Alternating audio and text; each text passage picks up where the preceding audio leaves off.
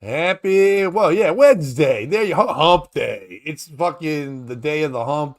Welcome everybody. POS mornings. Me and Bobby. Now our show has right. I'm so old. It's like the old. You used to call it Twitter back in the day, but X POS mornings. So if you're watching this, you want to get over there, get on that real quick before I say hi to Bobby and introduce him. Bobby and I've been talking about this starting next week. The first hour of the show will be on all these platforms we're here on. If you're watching us on X, if you're on through Bobby's or through the pages thing, if you're watching us through my Facebook, if you're watching us through any of those stuff, that'll be the first hour. At 9 o'clock, it'll just be on YouTube. The same show, just click over. So subscribe, like, become part of the channel. So that way you don't miss the second half of the show. We love you watching over there. If you want to jump on quick when you see it, that's great. But we want you guys over here. We want to build this base up over here. So with that being said, thank you very much for everything and good morning, Bobby. Hey, good morning. If we hurry, I can still make Cheyenne. Cheyenne. Yeah, Is it's that a a great black George. lady? Oh no, the exact opposite. Oh. When George Strait called home, his girlfriend broke up with him and was like, "You're too much of a rodeo man." And he's like, "That's okay, baby. If I hustle, I can still make the rodeo in Cheyenne." Oh, it's a It's place. I thought because you sometimes in the mornings you go to that Indian market. I thought there was a black lady there who you shared donuts with. Like, yo, where that little no. motherfucker at? That motherfucker always eating the cream fill. I'm trying to get me some coconut cream. Look of pure relief on Raja, the cashier's face when he sees me, not a school kid, in the morning. It's uncomparable. It's better tasting than the donut itself, just because I'm nice. The school's very mean. Also, the school locked itself the other day, like the track, so people couldn't run on it. And I get why is because they're doing their football minicamp, but then I saw their practice yesterday, and they should just be happy somebody was using the field as an athlete. I do like your outlook on life, where usually it ends in you saying someone should be happy for something. And by the way, I've known you a long time. You're not usually happy about anything. So it's funny that you have that outlook for other people in dismal situations where you can't have it for yourself. Good morning, Kish. Good morning, V. V, you're right. Indian market in the morning not only sounds a terrible way to wake up, but also the worst morning show. It's like Indian market in the morning. Like I would, you know what? I guess I'd watch it like live for the market, and it's right away. It's like, look, a black came in. I followed him for 3 minutes today. They do. Dude, they have it up like the cops in New York should take lessons from this Indian market because they follow those school kids around. But no, you're absolutely right. It would be like, sorry, Prakesh, your husband is dead, so we must throw you on the fire. You and I both, our Indian accents slowly become Jamaican by the end. We, I don't know what it is, but the rhythm becomes like, it's like, oh no, you're the Rasta man who can't do the things. It's like, all right. It's like, It's because whatever. they're making me horny for Indian people. Yeah. Why are you talking like that? Like Bobby said yesterday on the podcast, he's like, that gay affect, you don't have to do that. Same thing with you Indians. Just talk like us. Stop Yeah, it. come on. You're all talking like that? That's dumb. What, you saw one Apu sketch and you all sound the exact same? Look, yeah, and your greatest Indian of all times is Hank Azaria. Ugh. Who are the top 5 Indians of all times? Like entertainment wise. Russell Simmons. Aziz. Aziz would be number 2 in my book. The jacked guy. Yeah, from his Camille Schmaka girlfriend Maka chick Maka. movie. Yeah. Is he the one that's in the White Castle? No, Who's that one? Harold and Kumar. Well, that's not their names though. Yeah, it is. No, well, it's Chinese. That's the name of the actors. No, but what's the guy's name? Yeah, Harold and Kumar.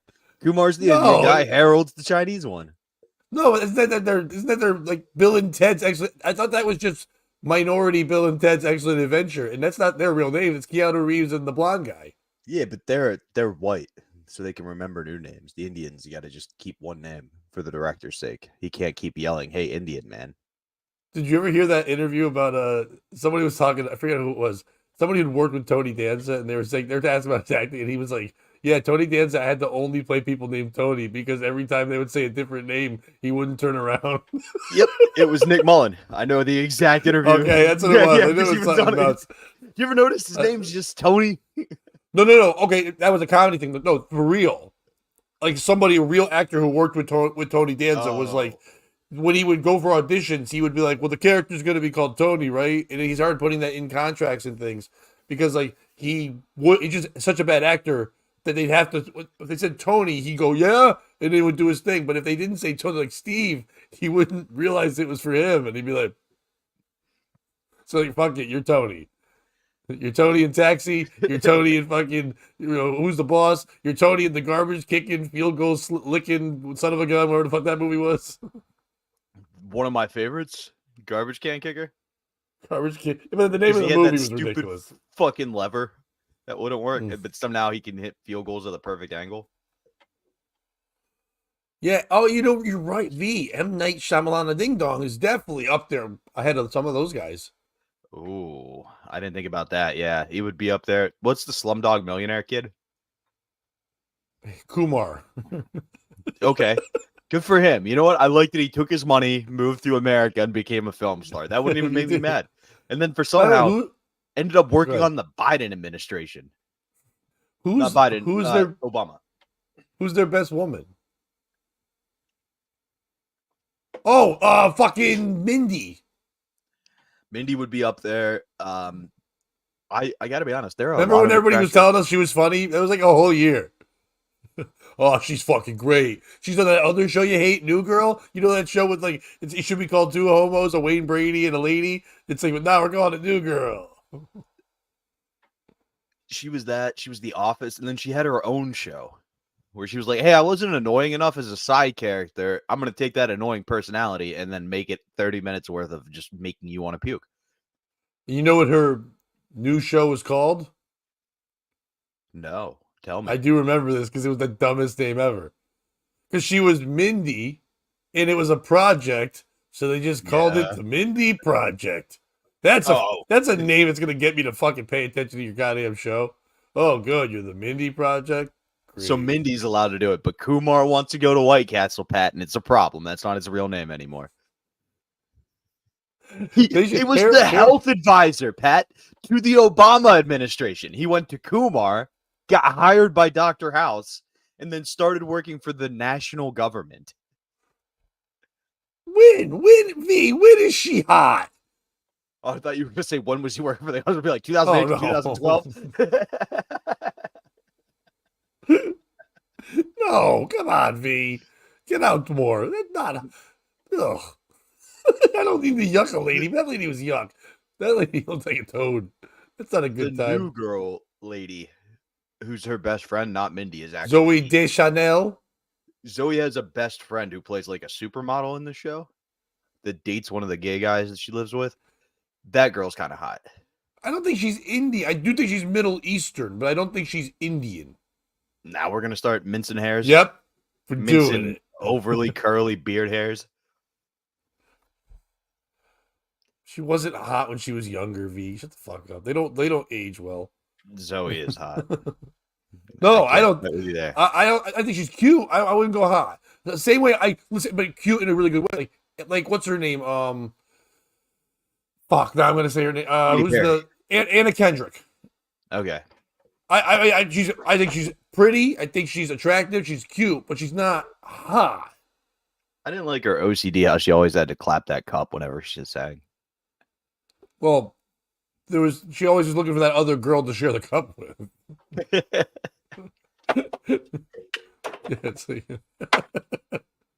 Fucking. They had a good time with that cup. It's a good time. So, how are you, sir? How was your evening yesterday? What were you up to? I'm doing all right. I went for a run. I think God hates when I run because then I can't breathe like I'm George Floyd. But other than that, life is good. How about you? Anything fun happen in your world? Yeah, I went to some open mics. Zoe's marrying a property brother. Look at Blaze with the gay ass news.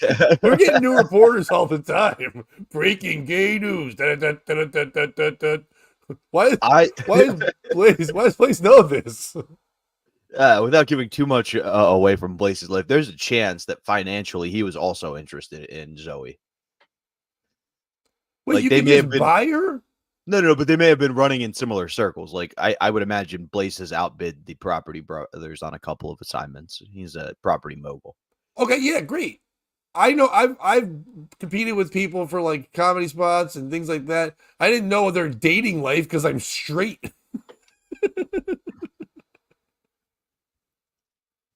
Sometimes another one of those comedians you're competing with a spot for is also, and so you're like, I need to learn all about this. This is the competition.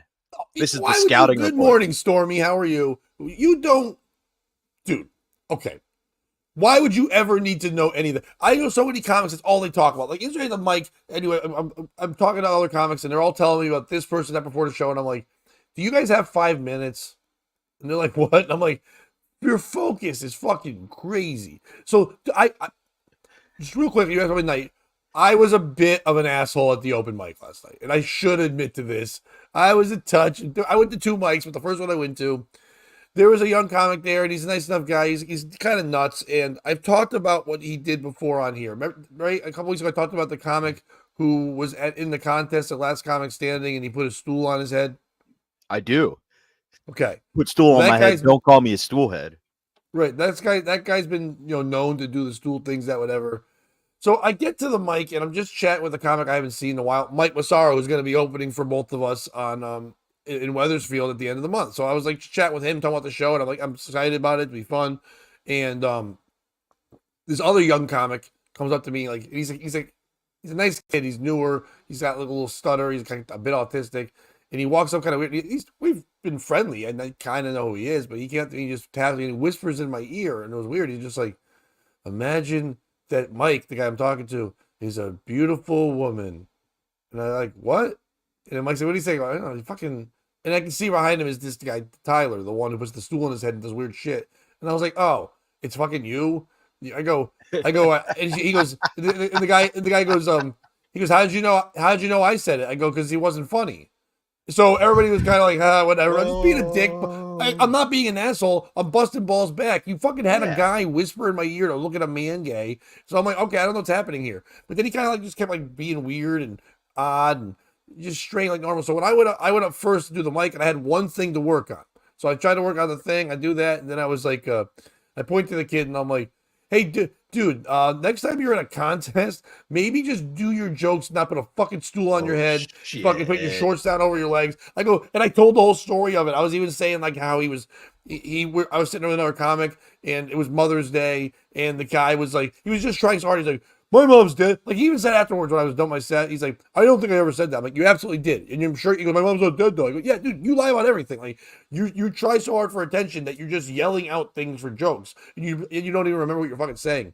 So I was like, you said that, because he always got the stool on his head. So I was like, and your mom's saying that, she's not alive anymore. Do you think her dying wish, she kept trying to tell you that you should kill yourself, but you're so dumb that you kept putting the stool on your head and the rope on your feet, and you're fucking it up, and you can't even do that right? God. And everybody's kind of laughing at that. And, I'm good at what I do, so I'm just doing 4 minutes of that, talking about how at one of my comedy shows, I let him be on a showcase one time, and he showed the audience fucking porn on his phone. So, and I talked about that, and it was we were leaving. One of the other comics texted me and Andrew Alfredo and said, "Holy shit, we just had to yell at him because he went to go do it again." And we're like, "Dude, there's a 17-year-old kid performing at the open mic. Please do not. We're all going to jail. Like if you show this kid porn in a restaurant, we're fucked. Like do not show porn."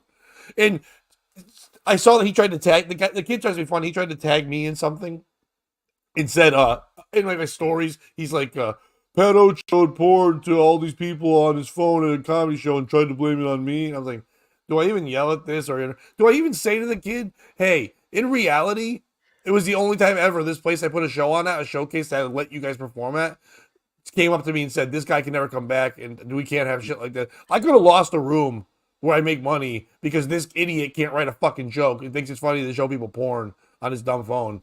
And it's just like, so I made jokes instead, kind of, and I didn't do it. It's not like there was an audience member. To be honest, and I hate this mentality, but I'm gonna say it.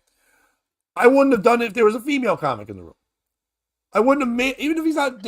It's the old school mentality. Maybe he's gay, doesn't date women, whatever. I don't know anything about him, but I wouldn't have tried to like make him look bad in front of anything besides other comics who know the act, who got the jokes I was saying and everything, because they've all seen him do it a million times. Like, I was killing with the stupid thing I just said now about a guy. And then he was pissy. But probably shouldn't have been that way, whatever. And then I went to the next mic and I paid for it because right before the mic, they had a local white rapper who said he's going to open for Redman. I don't think that's going to happen. His name is Mike Tastic, or it was something like that. Mike. Oh no. It was something like that. So I called myself like Pat Tastrophe, or like, and then I was like Pat the Logical Liar, and then I was like, it was like just stupid. So I went up and I said, "Hey, I really like that you took your talents of being a tiny white guy and autistic and put it together to rhyme a bunch." On my Facebook, I even put a video quickly of him rapping because they had a live feed to someone's Facebook channel because they were going to help promote his rap before our show, an open mic with 7 people. So the guy goes on his live feed and puts it up on the TV screen in the place. So we're watching it here as it's to the left of me. And I was like, oh, this is good. So yeah, my night was fun, but I worked on material and I had a good time hitting mics. And there was this dope grilled cheese place right next door, and they give you soup as the dip. Ooh, so like instead of getting like ketchup, you have 4 choices about it. There's like 20 grilled cheeses. You get tomato basil, right? Which is going to be the number one go-to, you'd think, to most people. Tomato basil. Chili. Not a bad move. If you got a hearty, it's not just grilled cheese. There's ones with meat and stuff. A hearty one, you could do that. There's broccoli cheddar. A little, maybe too much of the cheese, but I can see it. And then, dude, just cheese. Melted cheese. You can dip your grilled cheese in fucking cheese. That's too much cheese. There's so much to digest, pun intended, with what you've told me about that grilled cheese place that summarizes everything I think of Connecticut. For starters, the base that goes with your grilled cheese is ketchup. If you leave that state, Pat, the whole country just eats tomato soup with their grilled cheeses. Also, yeah, but I don't like ketchup, so I was very happy it was soup. Oh, no. I'm saying the rest of the world, you wouldn't have that problem. They would look down on you. They'd go, "What are you, from Connecticut?" if you tried to put ketchup on your grilled cheese. Why is that? I'm trying to get the joke, but why is it Connecticut? That's where you're from, and that's where this grilled cheese. Right, but this is like this is a franchise, so but, does it leave Connecticut?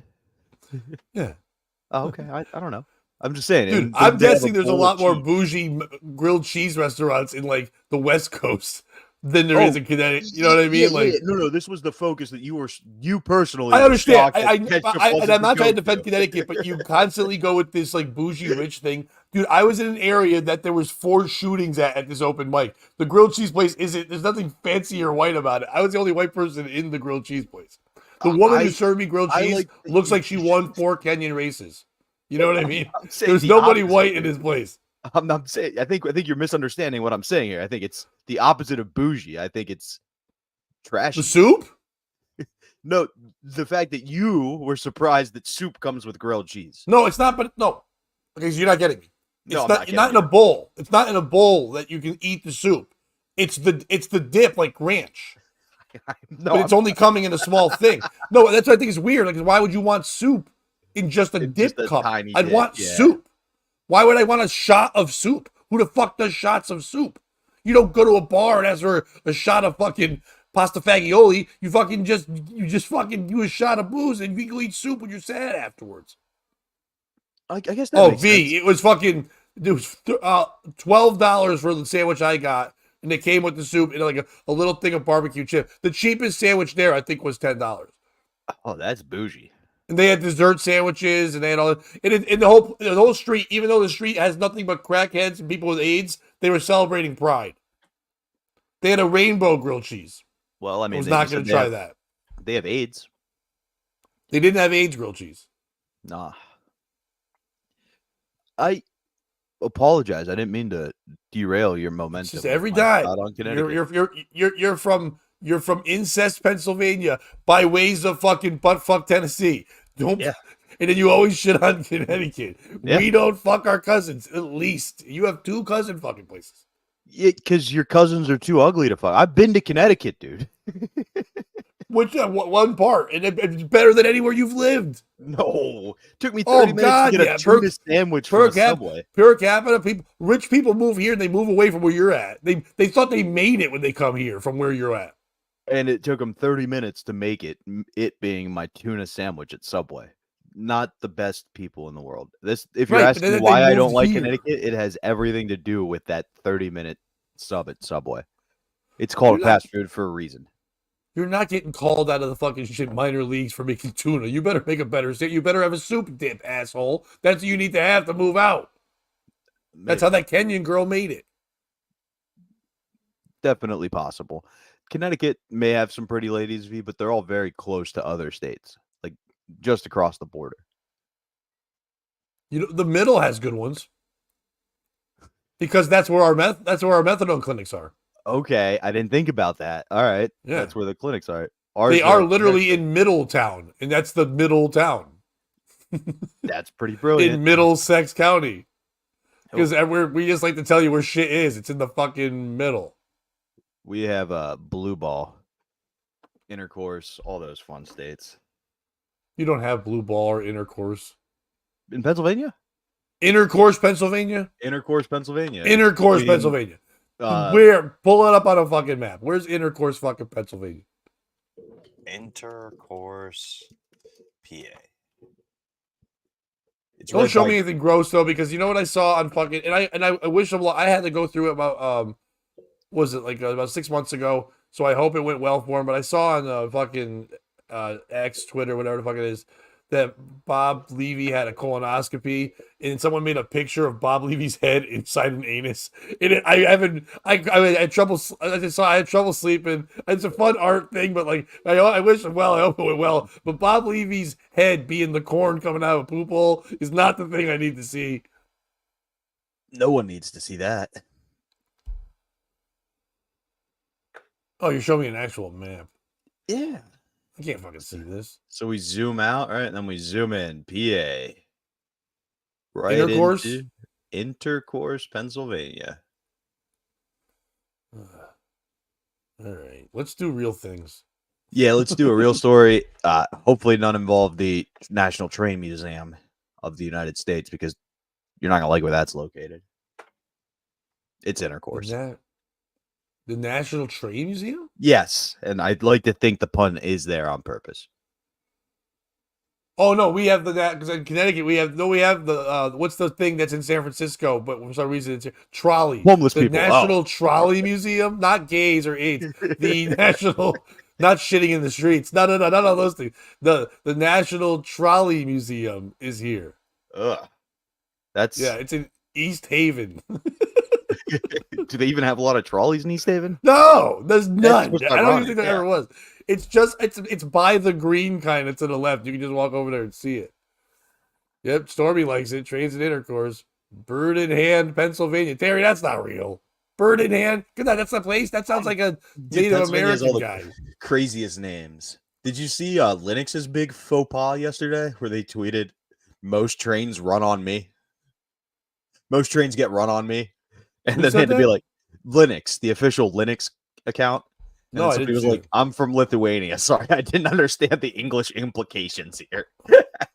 Oh, speaking of foreigners fucking up, I don't mean to shit on your former place of hanging out, but Anthony Cumia didn't do a show yesterday, and everyone knows who promoted that there'll be no show today because they wrote there'll be no TASC. And everyone's saying, "Hey, Luby, learn how to fucking spell." Like all the comments. It's it was the Anthony Shokumia. Is that we're missing? The Anthony Shokumia? Jesus. No, it's the Anthony Shokumia. We are not having the Anthony Shokumia today. He would hate that even more. He would doubly Yes. hate that. He'd be like, Yeah. all the immigrants taking our job. He's already mad enough that the maid gets to work there now. He's like, why is the maid on the shows? I already gave the sloppy red one a job for no reason because she tried to blow my other boss. Why the fuck would I give the maid a fucking show? I already let the gay one pretend like he's straight with that fucking stick figure. Why would I give the maid a show?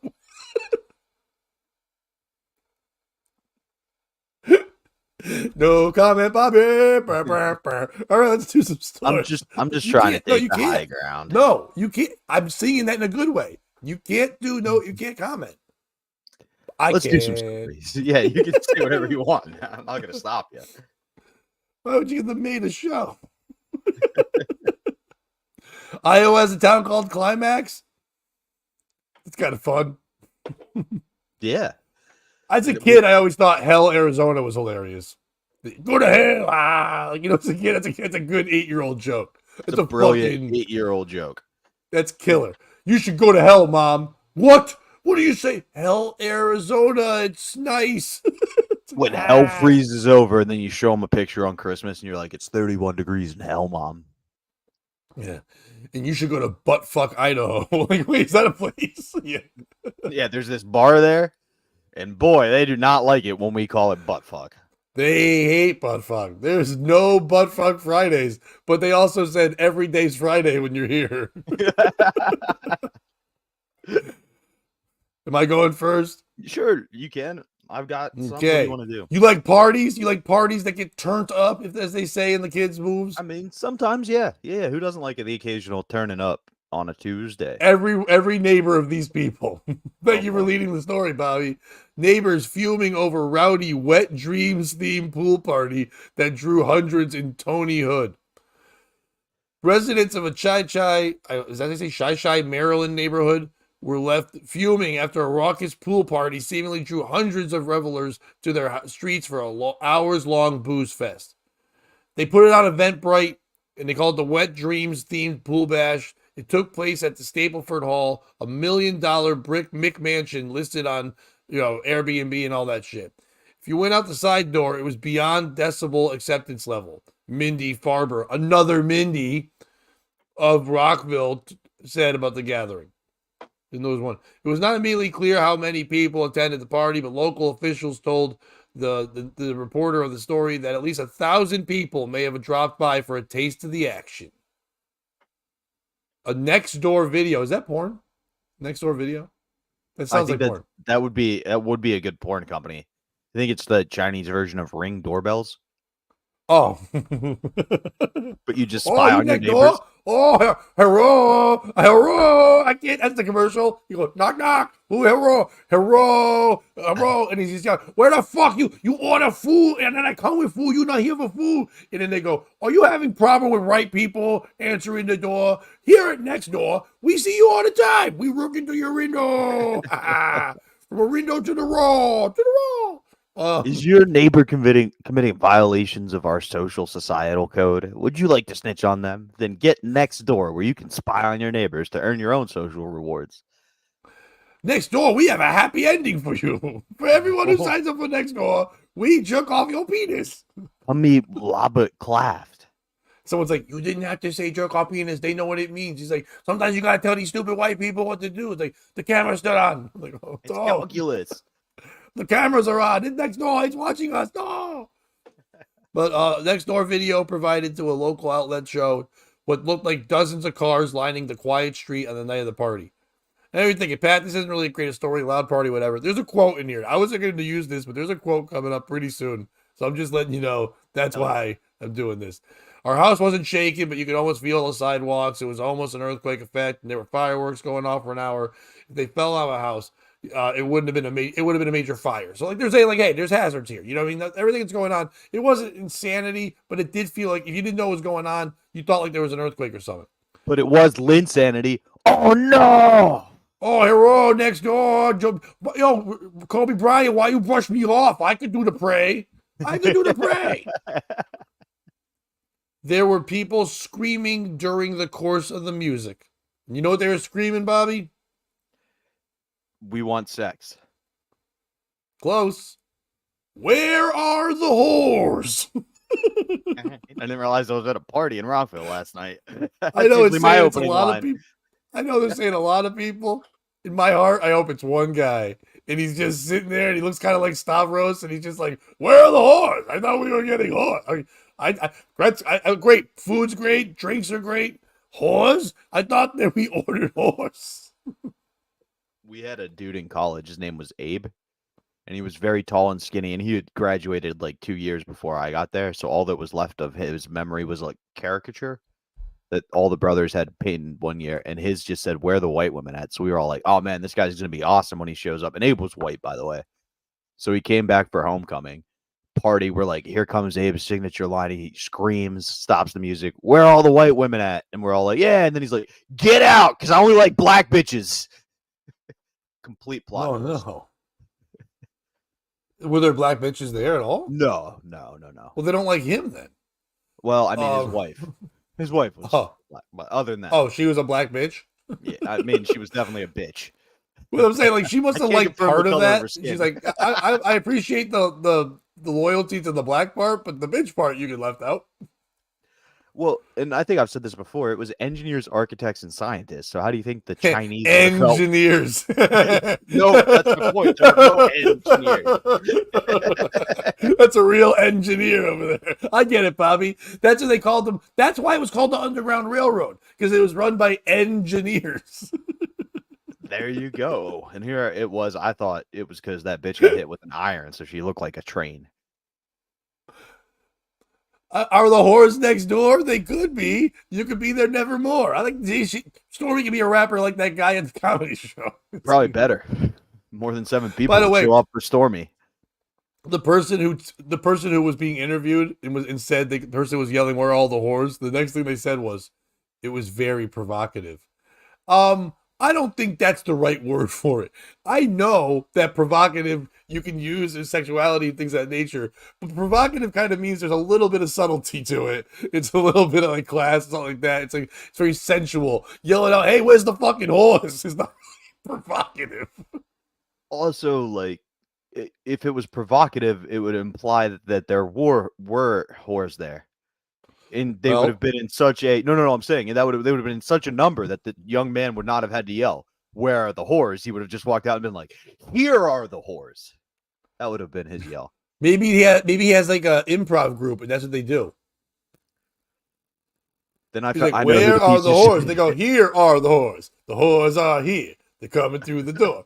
Where is the whore? She's over on the floor. There is a whore. She'll fuck you, make you snore. There is the whore." And they have a song. I know who the piece of shit is then if he's in an improv group. Yeah. Well, he's yelling, "Where are the whores?" because he's gay and he's trying to cover up. 'Cause he's in an improv group. All right. Well then, Where are those whores? Where are those pesky whores sweetie? Where are the whores you promised? with their tits hanging out? That's not right. And their gross vagina. I mean, their lovely vaginas. That the lovely, lovely vagina. The owner of the property did text the neighbors ahead of the event saying that there would be about 300 guests with shuttle buses and off-duty cops. So he had let the people know that owned the place it was fine. "I'll be present to oversee the activities and make sure they don't get out of hand," part of the text read. The homeowner added that they hope to host at least one big pool party per month through October in order to offset inordinate legal costs, the outlet explained. "I think everyone has the right to throw a party on their own property," said another neighbor who declined to give his name. But he said his nickname is Guy Who Fucks Whores. Big whore fan. 442 said. It's muddy when you're renting that place out or you're selling that property for other people to use that aren't necessarily accountable to what happens in the neighborhood, they added. The for-profit party also violated several policies. As of Monday night, the Department of Permitting Services and Department of Health and Human Services have both been issued violation notices of the property, citing illegal use of the residence for commercial purposes, as well as for the unlicensed short-term rental and unpermitted enterprise activities. And it's a big fucking nice house. It really is. Where's this part here? Sorry. Here we go. Stapleford Hall is owned by whatever the people's names. When reached out by phone Tuesday morning, the owners explained that he is separated from his wife and was not involved from the party. So I think he needed to do that. If you're getting separated from your wife and there's a party for whores at a house, you have to be like, "I didn't know anything about the whore party at our house we're trying to sell in this divorce." You know, it's not like I was there pretending to be a couch so people would sit on my face or anything. That wasn't me at that place. I'm just over here trying to care for my kids we don't have. That's not me. Because you were, I don't want to say this with any negativity, man, but you were a whore and your womb is polluted. So that's why we don't have any kids and I'm all alone. Yeah. And I didn't mean to call that one black bitch negativity, but hey, sometimes you got to call her something when she's not being nice. Is that a term? Like in what's it called? The Urban Dictionary? Negativity, but you change the E and an I, and it's just like, whoa. That's a little sassy. Why you show me such blanketivity? That's her name.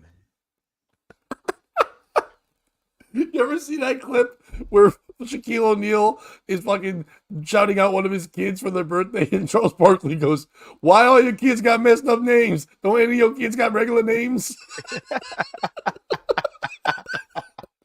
Charles Barkley does not give a shit. Oh fuck! On national television, fucking it's a basketball preview show. Don't your kids got regular names? Yeah, of course, Shaquille O'Neal. It's become part of the zeitgeist, so we think it's normal. When he first came out with that name, like, what is he, a Dr. Seuss rhyme come to life? I'm a 9'2" giant black guy. My name rhymes like in the sky. I'm Shaquille O'Neal. My name's for real. His name was a Fushnikin. I just remember my grandpa. I don't know if anyone in your family was like this, but the Irish surname that he had was Gordon. Gordon. Yeah. So anybody with that last name was somehow related to us. Jeff, Melvin, and when Shaquille O'Neal joined the NBA, my grandpa tried to be like, he's Irish. Yeah, we owned him. How do you think he got so big and good at putting things in holes? In the town I grew up, we didn't have many black kids. Whatever. One family we had two of our best players, obviously, on our football team, and they went on to play like high level college, all that stuff. But they had a very Irish/Scottish last name, and every white kid was like, "They probably got owned by Irish people." It's like, no, they just have that last name. It's like they weren't owned by it. But then again, there's a lot of Washingtons and Jeffersons and Lincolns and all them. They're all hanging out in the world, and most of them aren't white now. But after news of the raucous event went public, he filed for an emergency injunction to prevent further events, which was granted last week. Elizabeth Burgess, the wife, did not immediately respond to the Post request for a comment. Who's the piece of shit in the stories? The guy of this family not talking to his now separated wife by allowing this place to be rented out Airbnb style, knowing it was going to be a big raucous, like, let's get wet party. Is it the guy who called up over Airbnb and goes, "Hey, I want to throw a let's get wet party. You guys cool with that? We're going to have whores. We're going to have fucking good times. We're going to do that stuff." Is it the neighbors? The neighbors fucking going, "Oh, you're going to have fun in a giant house with a huge yard like rich people?" You ever watch a fucking show in the 80s? Every movie in the 80s, what happens? Rich people are like, "We're going away on vacation. Now you, Junior, don't throw any wild parties." And guess what Junior's going to do? Throw a wild party with whores and Rodney Dangerfield and fun. And then at the end, they try to clean it up. There's hijinks. They think they got away with it. And then you find a dead hooker under the couch and like, wah, wah. And then that's the movie. Willie Ames is in it. It's a good time. That's all they were trying to do. Have fun with whore. So what if is it the people that were yelling, "Where are the whores"? Maybe get a different chant. Maybe try to be a little more subtle. If you're not saying shh, be quiet, but even if you're like, you guys can make any noise you want, you're yelling, "Where are the whores?" It's never going to end up well. And guess who doesn't like that?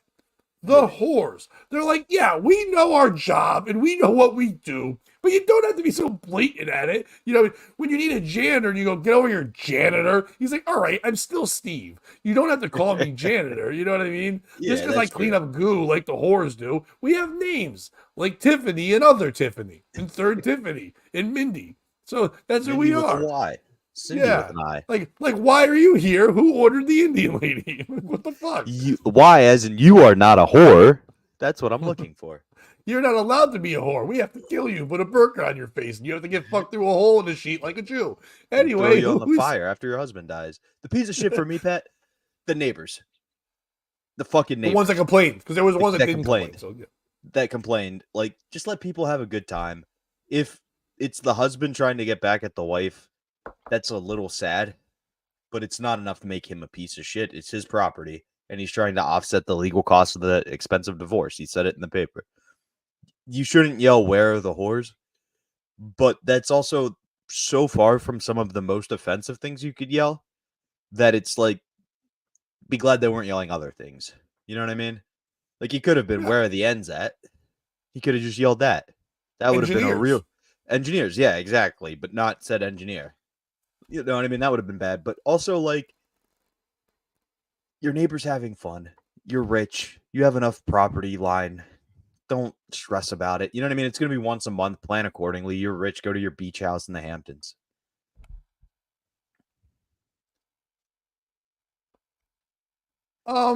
Never V, because I think Bobby will. We don't always agree on everything, but I get the next door neighbor fetish because it comes from when you're younger.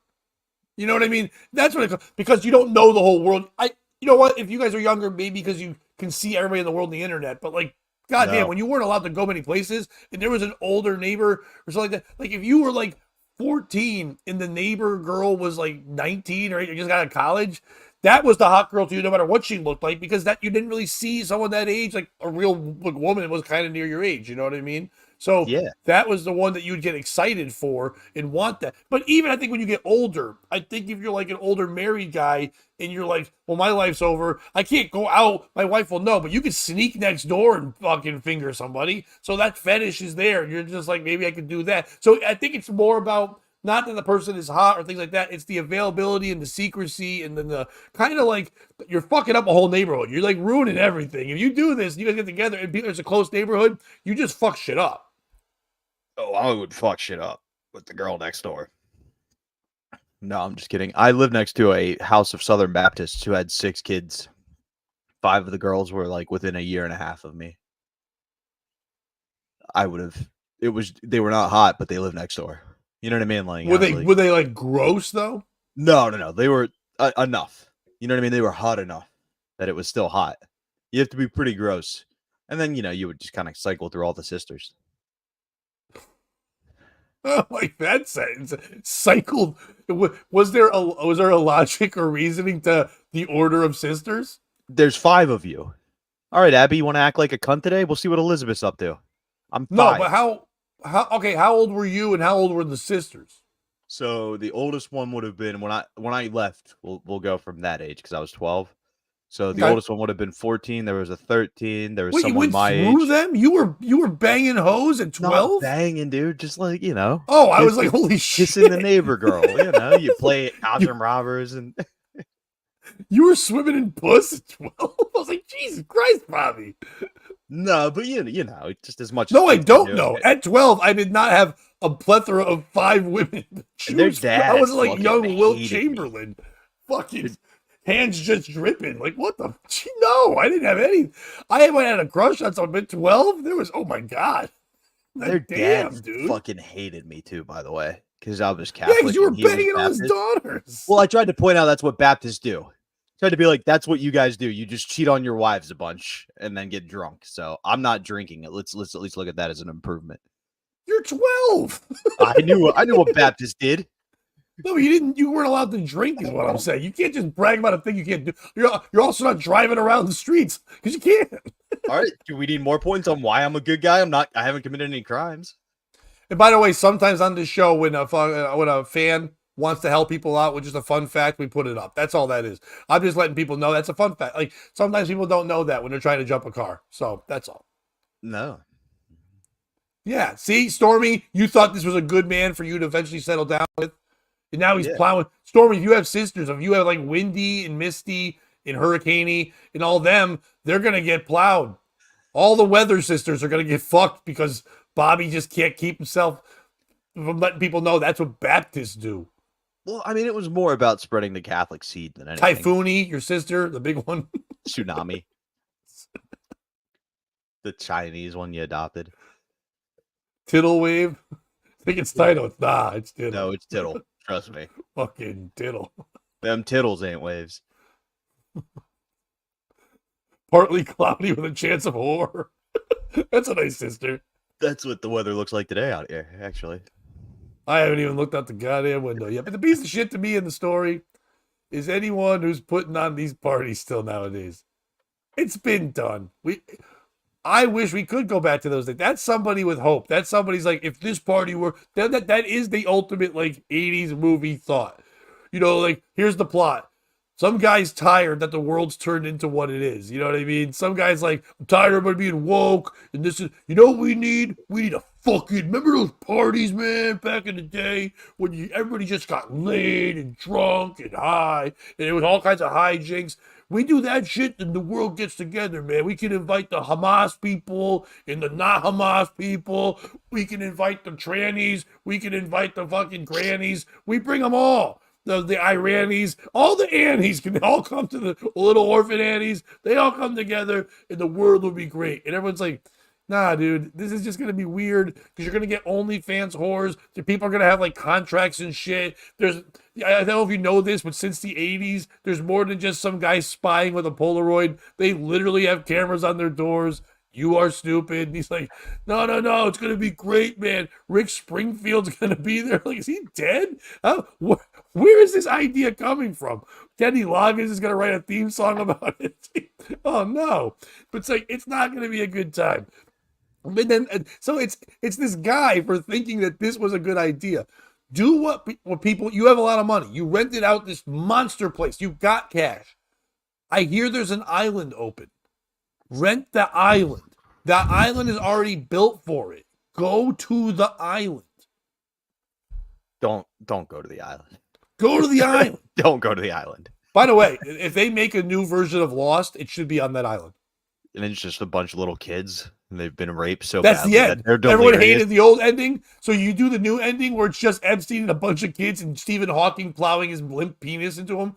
All of a sudden, you're like, I like the old ending better. It was fine. It was a fine ending. It was Much better. A perfect ending. You know what? Let's go back to that ending. While you read through some of Wait, what these, Stormy's saying? My other sister Rain is a white though. maybe it was supposed to be whore because those are kind of close on the. No, I just want to know if Stormy has all the colors of the rainbow in her family. Yeah, my dad's a melting pot. We have what? We have a white. You have a white, an Asian, a black. Pat, could you give your plugs quick? I'm gonna run to the bathroom. I know this is a little early. You could go do your thing and go to the bathroom. That's fine, Bobby. The main plugs is, hey, if you guys don't know, we are the show now is over on X. So if you can go over there and find us, it's POS Mornings on X. So help us build that up. Why don't I finally get over there and start chatting with you guys? It's easier chatting with you guys over there than on the other dumb shit like Instagram. That's not fun chatting. Facebook's not fun dumb chatting. So we're on over there. If you can give us a follow, that'd be great. If you can like and subscribe, that'd be dope as well. If you can share this with people, that'd be awesome. You know, if you're over on X, just share this so people can see it and jump on and see us. And like I said before, starting next week, we're gonna do the first hour on all the platforms. And the second hour is just going to be on YouTube. I know it's not like exclusive. We're not going to Patreon. We're not making you pay for anything. We just want to get some people over here. Thank you, Kevin. We're going to get people to come on over here and subscribe more because we got to build up the hours of viewing so we can do more shit with the show. So first hour, 8 to 9, we'll be here. And then the second hour, we usually run at least 30, 40 minutes. We'll be over here as well. I'll be just here and not on Twitter or X, whatever I can call it, Facebook, all that stuff. So do all that. If you want to find some, tomorrow's show, Thursday, we don't do a morning show on Thursdays. We do Thursday Thoughts, and we break down one of the stories we did and go into deep detail on. That's on the Patreon. So if you want to, for $3 a month, you can join the Patreon over there. It's POS Podcast on Patreon. You get that content. You get all these shows as soon as they're done. You get a bunch of other bonus shit. So go on over there and check that out. Starting next week, I guess we started it this week, but starting next week, 4 days a week here in the mornings, Monday, Tuesday, Wednesday, Friday, will be 8 a.m. Eastern time, the POS Morning Show. So we'll be banging that out. And then if you guys want to see me and Bobby perform stand-up comedy, you got 2 chances to do that. June 28th and 29th, so at the end of this month, in Wethersfield, Connecticut, at the river. Go to comedycraftbeer.com. I'll be headlining. Bobby's opening up for me. It'll be a good time. My buddy Mike Massaro's opening up the shows. It'll be a lot of fun. Come out and say hi. But the show you guys got to come to and come hang out with us. I'll be recording my next album, my 4th one, at Mohegan Sun at Comics Roadhouse inside there. It's an awesome comedy club. I love that place. I'll be doing the weekend there. So August 8th, 9th, and 10th, 1 show Thursday, Friday, 2 shows Saturday. The ticket link will be up very soon. Bobby's opening up for me, and then we'll be staying there at the casino all weekend. So if you guys come on out, hang out with us, it'll be a fucking blast. We're gonna do a podcast from somewhere in the casino on Friday morning. You can join us there. Maybe we'll find a cool little breakfast spot like that and fucking chat with everybody. So come on down and be part of that. Yeah. Kevin, you're a Connecticut man, so you know that shit. So yeah, come on out and check that out. Be part of the album recording. We'd love to see you there. And then let people know about the show. That's all we ask. It'll be a good time. So Bobby is taking quite the pee, which is a good time. Thank you, Stormy, for liking us over on give us a like over on X. I gotta get used to saying X. I haven't been on Twitter or X since 2000 during like COVID. So like 2020. So yeah, it's been like 4 years since I've been over there. It's kind of the same shit. I know people said it changed with the Elon Musk stuff, but I did see, like I said, I saw a picture right away. The first thing I saw, I wasn't even following anybody yet. There was two things. There was the thing of Bob Levy's face in a colon. I know that was promoting a thing. Like I said, I hope that went well, Bob. I had to do that a couple months ago, and that was fucking... It's fine. I don't remember anything, but it's a fucking weird thing to have your colon fucking with. It's weird to wake up and go, oh, I don't even drink it. Bob's like me. We don't drink anymore. Then why the fuck are our colons getting fucked with? Yeah, I'll still say Twitter too, Stormy, because it's too weird to call it X. You know what I mean? I don't know. That's a very strange thing. But I also, the second thing I saw, the second I got on X or Twitter, whatever, was it was showing this. It showed a vagina shooting a ping pong ball out, and then it went to another screen, and a guy caught it in his mouth. But it was a different thing, but it was supposed to be funny. And I'm like, I guess I'm back on X now or Twitter, but because it was just, I didn't need to see a vagina that had skills. That's not what I want in my internet. But Bobby, you are back. Do you have a story for us? Yeah, but for starters, I like all of my vaginas to have skills. You want, Like- yeah, but you like okay, you know how they used to do that? Like they'd have like that Artie Lang movie that was terrible, and I like Artie, but like that fucking beer, what was it? Like the Beer Fest. no, that wasn't him. It was a Beer League. Oh yeah. Beer Fest was good. Beer League. It's not his fault. That was, it was funny. He gave Ralph Macchio a part when no one wanted him. And then years later, Macchio's back with the fucking Cobra Kai shit. But that movie was fucking tough and rough. That was not a good movie. But that big thing was like they have the woman who shoots ping pong balls out of her vagina, and I'm like, you losing me on a movie like that. I mean, I don't like ping pong. I don't like projectiles. I don't like that kind of entertainment. You know what I mean? I like it. I like the vagina to talk. I like when you use it like a ventriloquist puppet. And like she's like, you should try rubbing a little higher. Okay. So it's funny if someone did that, and then someone's like, "Oh, great, Jeff Dunham's got a woman puppet now." Female comics are never gonna get work.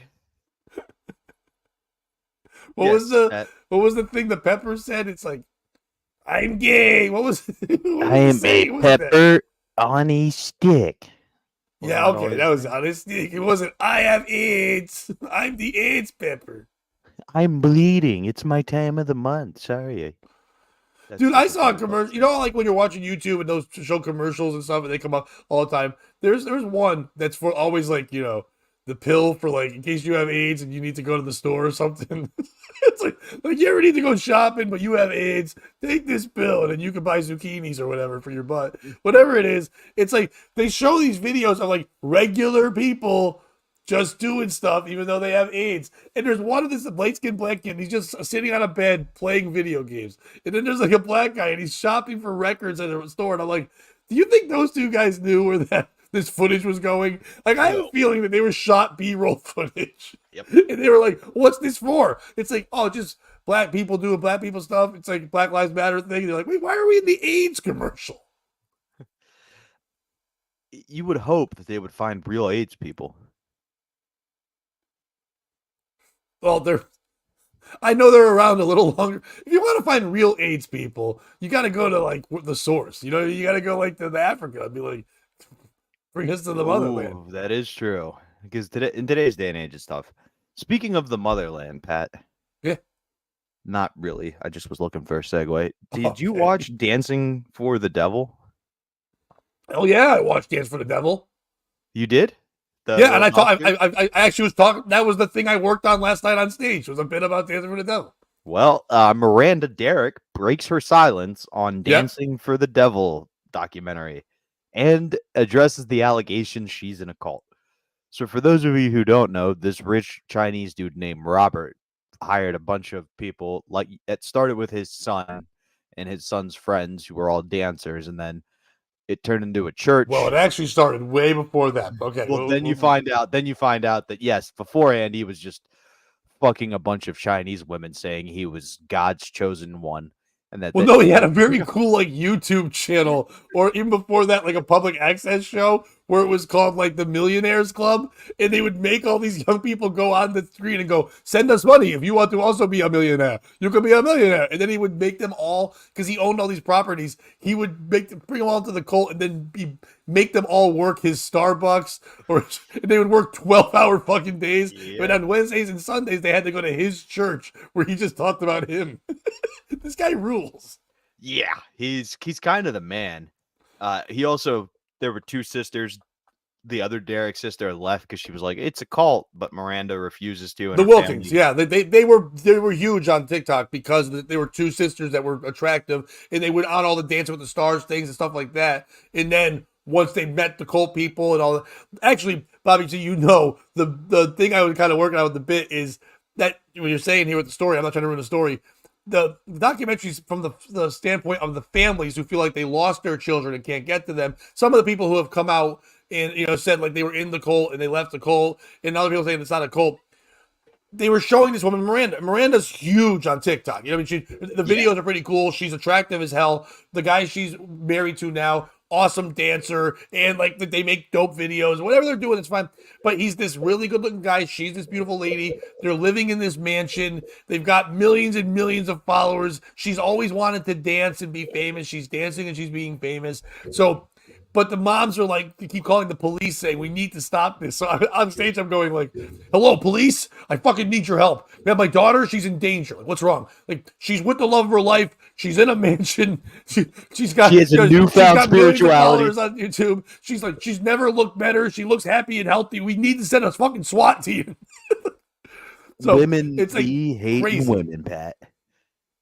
It's a crazy no, but the best part of that documentary is the first two episodes are like, you're intriguing and good, but then they ran out of shit to like, well, these two Asian women are now like detectives, I think, and they're trying to like solve a case like Scooby-Doo. And it's like at the end they're like, yeah, nothing ever happened. This guy's not in trouble at all. He actually served them papers. He's a fucking, it's fine. They can't do shit because it's a religion. Much like Scooby-Doo, these two women have been raped into the point of having fantasy delusions of solving crimes.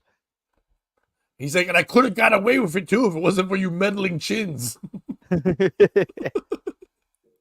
So basically, one of the people, Miranda, that we talked about, is speaking out for the first time since this debuted on Netflix.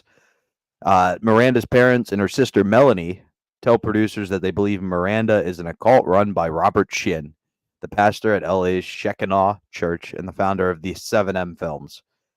She said this on Instagram. Hey guys, I hope you're having a wonderful day.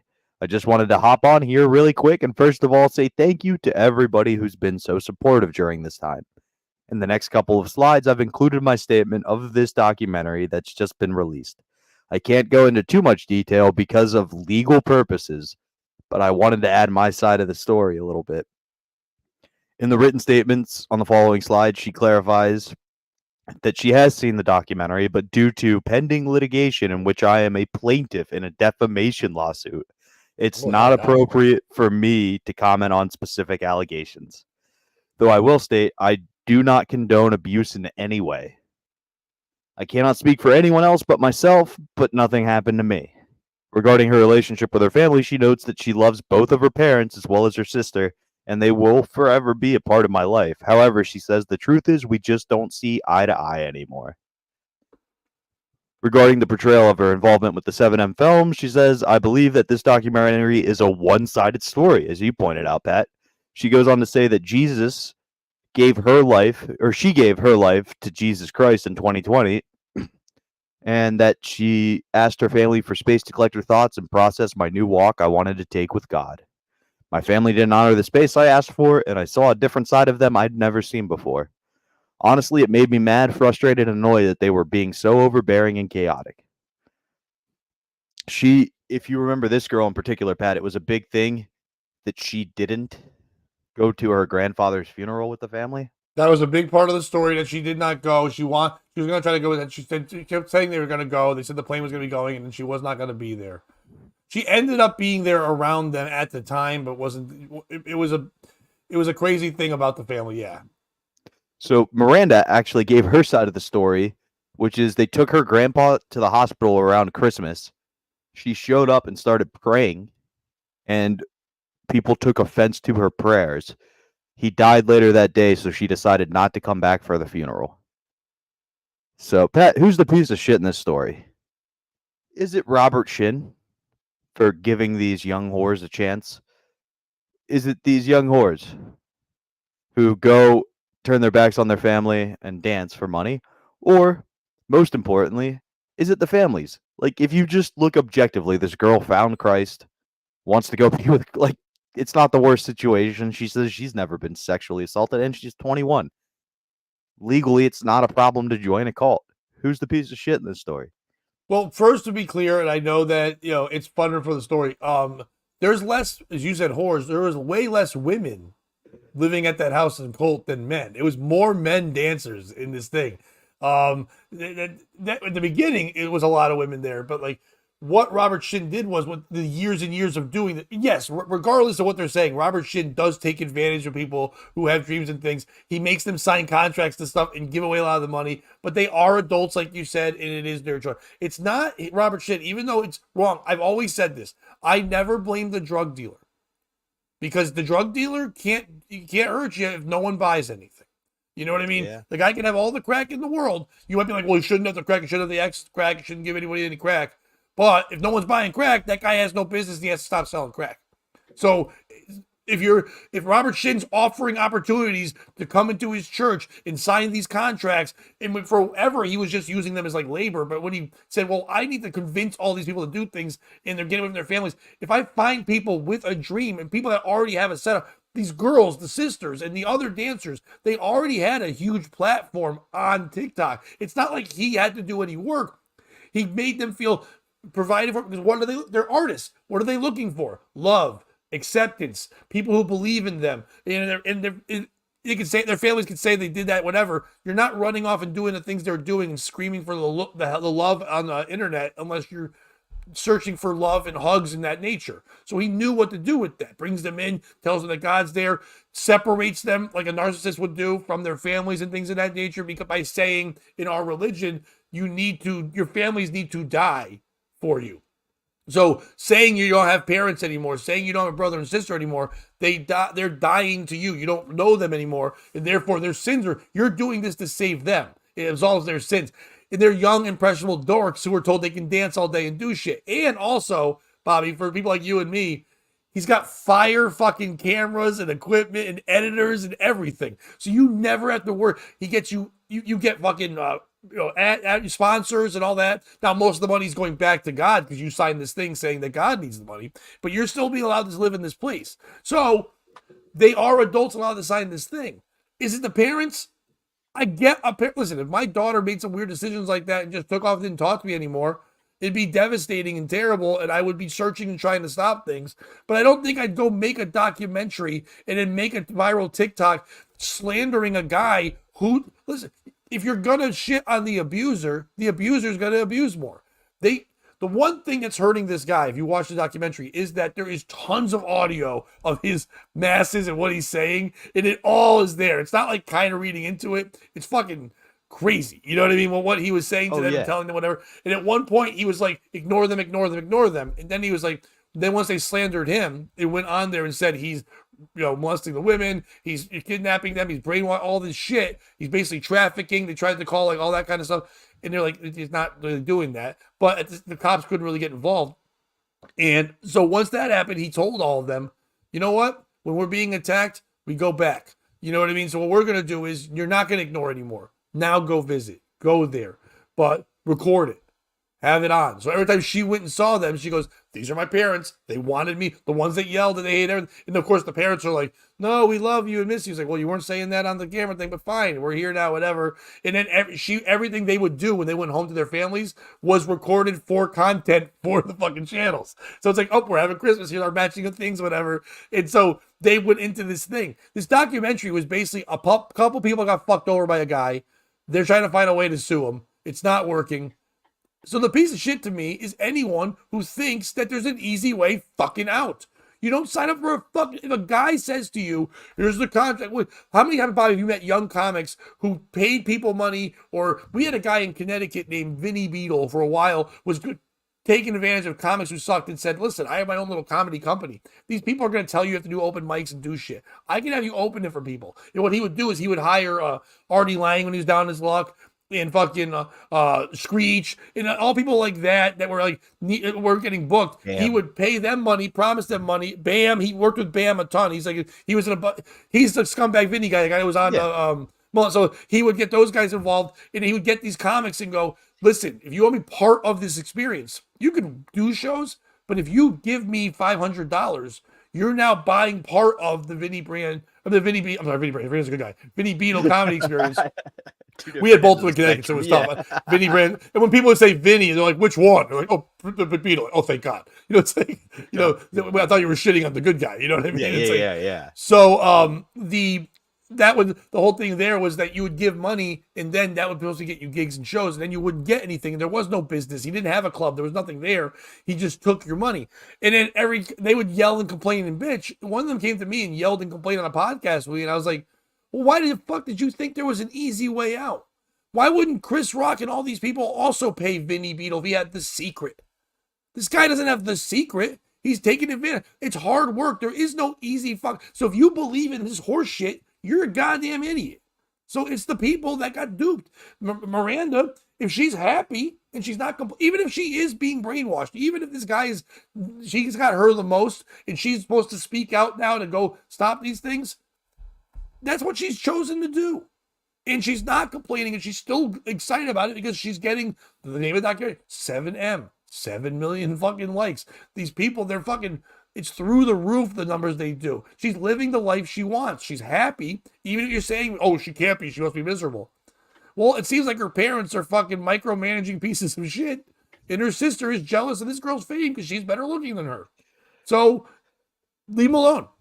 If you decided to sign a contract to fucking, find the easy way out. Everyone here, Chris Abels, "Hey, how are you, my buddy?" But like, Chris works very hard to build up. He gave us nice advice yesterday. Him and Bobby work hard to build up their podcast and branch out people and do things.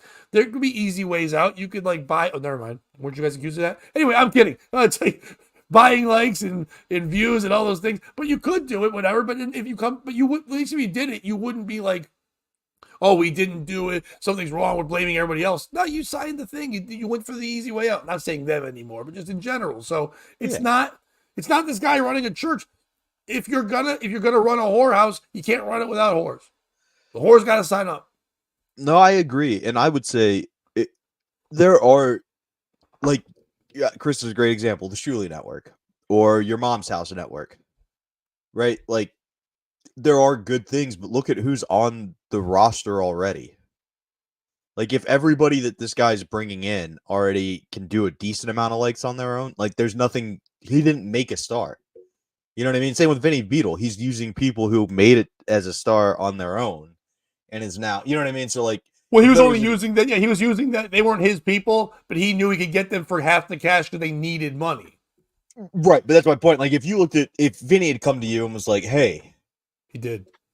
Soder, like, all these big names are part of this company. We've all made it together. And you went and talked to those guys and they were like, "Yeah, it's a legit, that's a different story. You did your research." Like you were saying, they didn't do their research. For me, the biggest piece of shit, though, in this story is Miranda's boyfriend. All right. He's got, but by the way, he's bigger than her on there. Like, he's got more views than her. But it's her husband now. Okay, so even worse. Your husband's the one who's supposed to be able to make rational decisions, analyze the situation, be like, "This Robert guy's probably a cult leader." Like, women. Did you watch it? Yeah. Okay, well, he was already in. That's my point. Like, right. Men are supposed to be smart. We're supposed to sniff this out a mile away and go, "This is a scam. We handle the money. We're smart." Right, but if he's already in the cult, he's already been brainwashed. He's not a man anymore. So he was there to bring her in. But was he just born into the cult? No, but he was there. So he was. When you watch the documentary, and got when you watch the documentary, he went to her family and it was recruiting her in. He was being used as a pawn by Robert to do that. So he was already like brainwashed. I'm saying steps removed before he even joined the cult. He should have analyzed the situation. Like, there should be no men in 7M. Okay. And I know what you're saying, but you're forgetting one important part, Bobby. What does he do for a living, this guy that you keep saying is a man? Good point. He's a dancer. Yeah, shut the fuck up. He's a dancer, Bobby. Okay. He's a black guy who wants to dance on the internet for white people. He's not. Yes, they said they were crumping, and I like how they in the documentary they taught us what crumping was. They're like, "Hey, white people, it's actually this religious experience." And they're all like, "By the way, the best part of this documentary, if everyone wants to know this, here's the best part of this documentary: the voiceovers are people talking about being sexually abused. Right? They'll be like, and then I was brought into a room." And then he told me I had to massage him and rub his thigh, and I was nervous and scared. But as they're doing that, obviously the people they got to talk, the ones that came out, still want to dance somewhere. So for some reason, the director was like, "Yeah, we'll let you dance. We'll show montages of it." So as they're going, and they were diddled and molested, some lady's going, and they're all just fucking doing dance moves, and a black guy's crumping around as they're going, and then he touched my asshole. It's like, just don't match up. It's like, it's a great do the documentary. voiceover, do the dance moves. You can't go. He was dancing for the devil. No, I think he was with them. Maybe he was either one. He was playing the fiddle for him. I'm not sure which one it was. It's wild though. Go watch it. It's a good doc, except for the third episode stinks. The first two are good. First two are fun. Third episode kind of blows. But also, was he the one? I'm trying to think. Because they had like two different groups. They had the first class, and then they had like she got brought in by the first class. I don't know. It's not my cup of tea. About 8 different people went in when she went in. The sister was invited too, but then she ran away. You weren't on board. If you're signing with an agent, and that's what he was, he's a management company, they're going to ask you to do certain things. If you want to do those things, they're not going to let you be on the contract. That's how that works. Yes, it was also a church cult, but half people in Hollywood are Scientologists. They're signing the same contract. Their management and agencies are all fucking Scientologists. It's the same thing. When they said it's weird they have both, it's what it is. Just a very quick side note. The Ned's Declassified podcast they've been doing from that TV show, you were probably too old for it, Pat. So they were talking about my sisters and my kids weren't, so I watched. I know. Okay, so you know. So good point, Terry.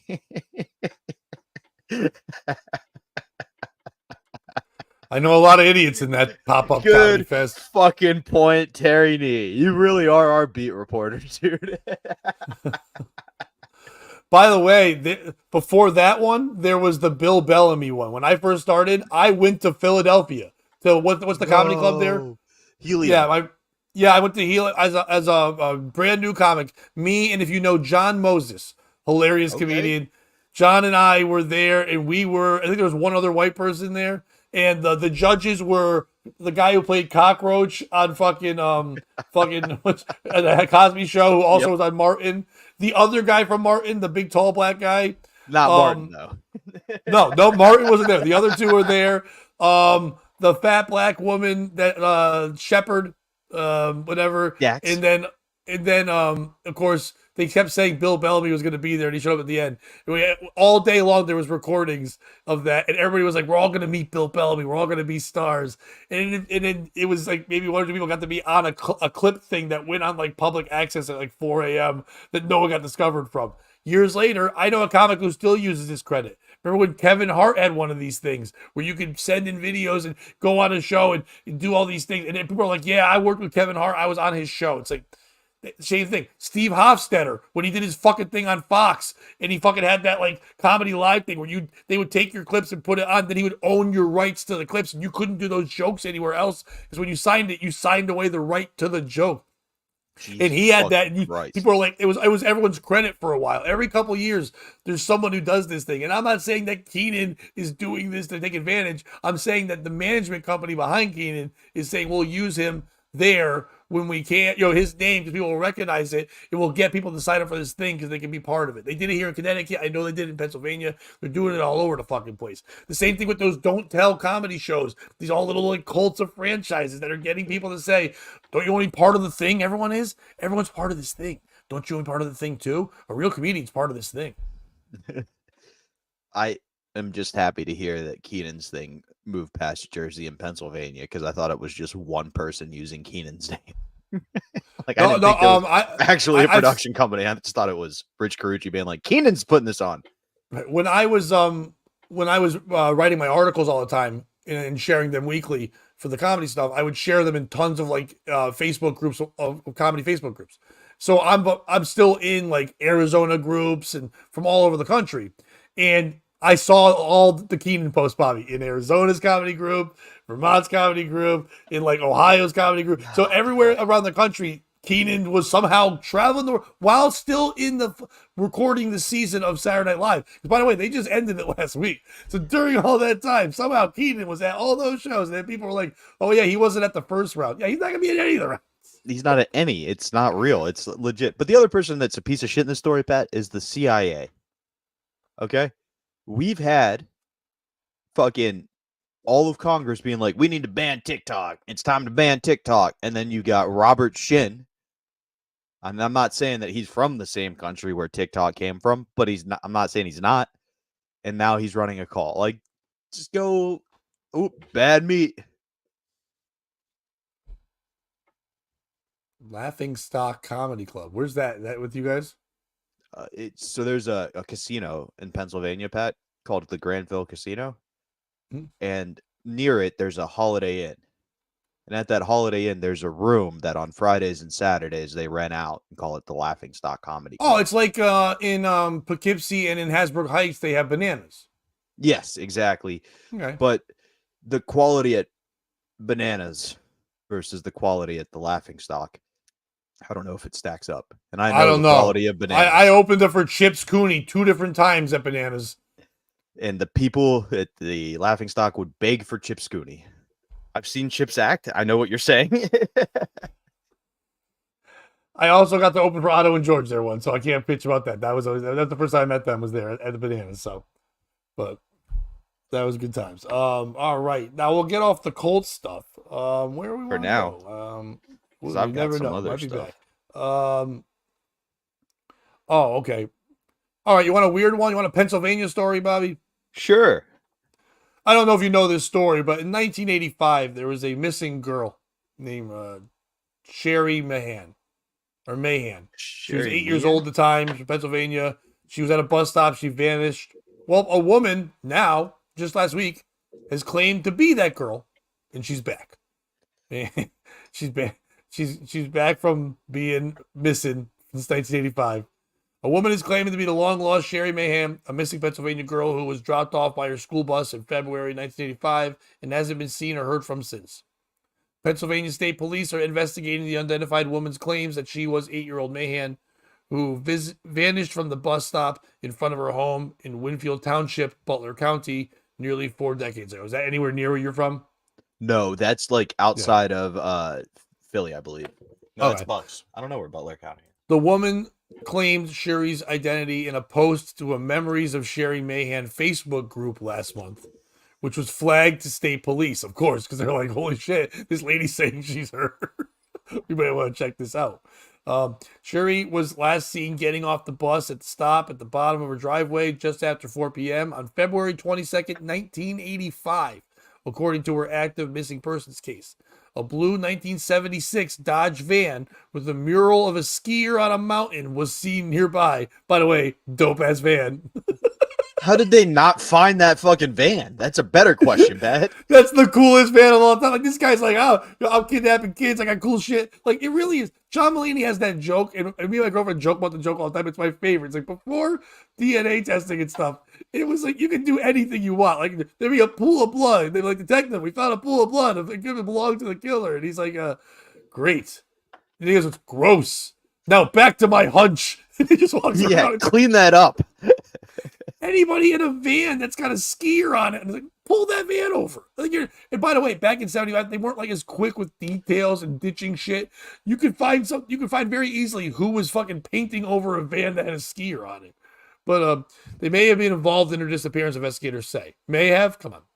Sherry's mother, Janice McKinney, doesn't believe the woman claiming to be her now 46-year-old daughter is actually Sherry, according to the local news publication. I truly believe she thought in her mind that she was Sherry, McKinney told the Eagle. It did not look anything like Sherry at all. But to be fair, I look different than I did in 1985. Yeah. What? You saw her when she was 8. And I know that pulls at the heartstrings and you don't want to believe it and all that stuff. But man, imagine if it is her and her mom's like, nah. And she's like, bitch, it's been fucking 30 something. God damn it, lady. It's 40 years.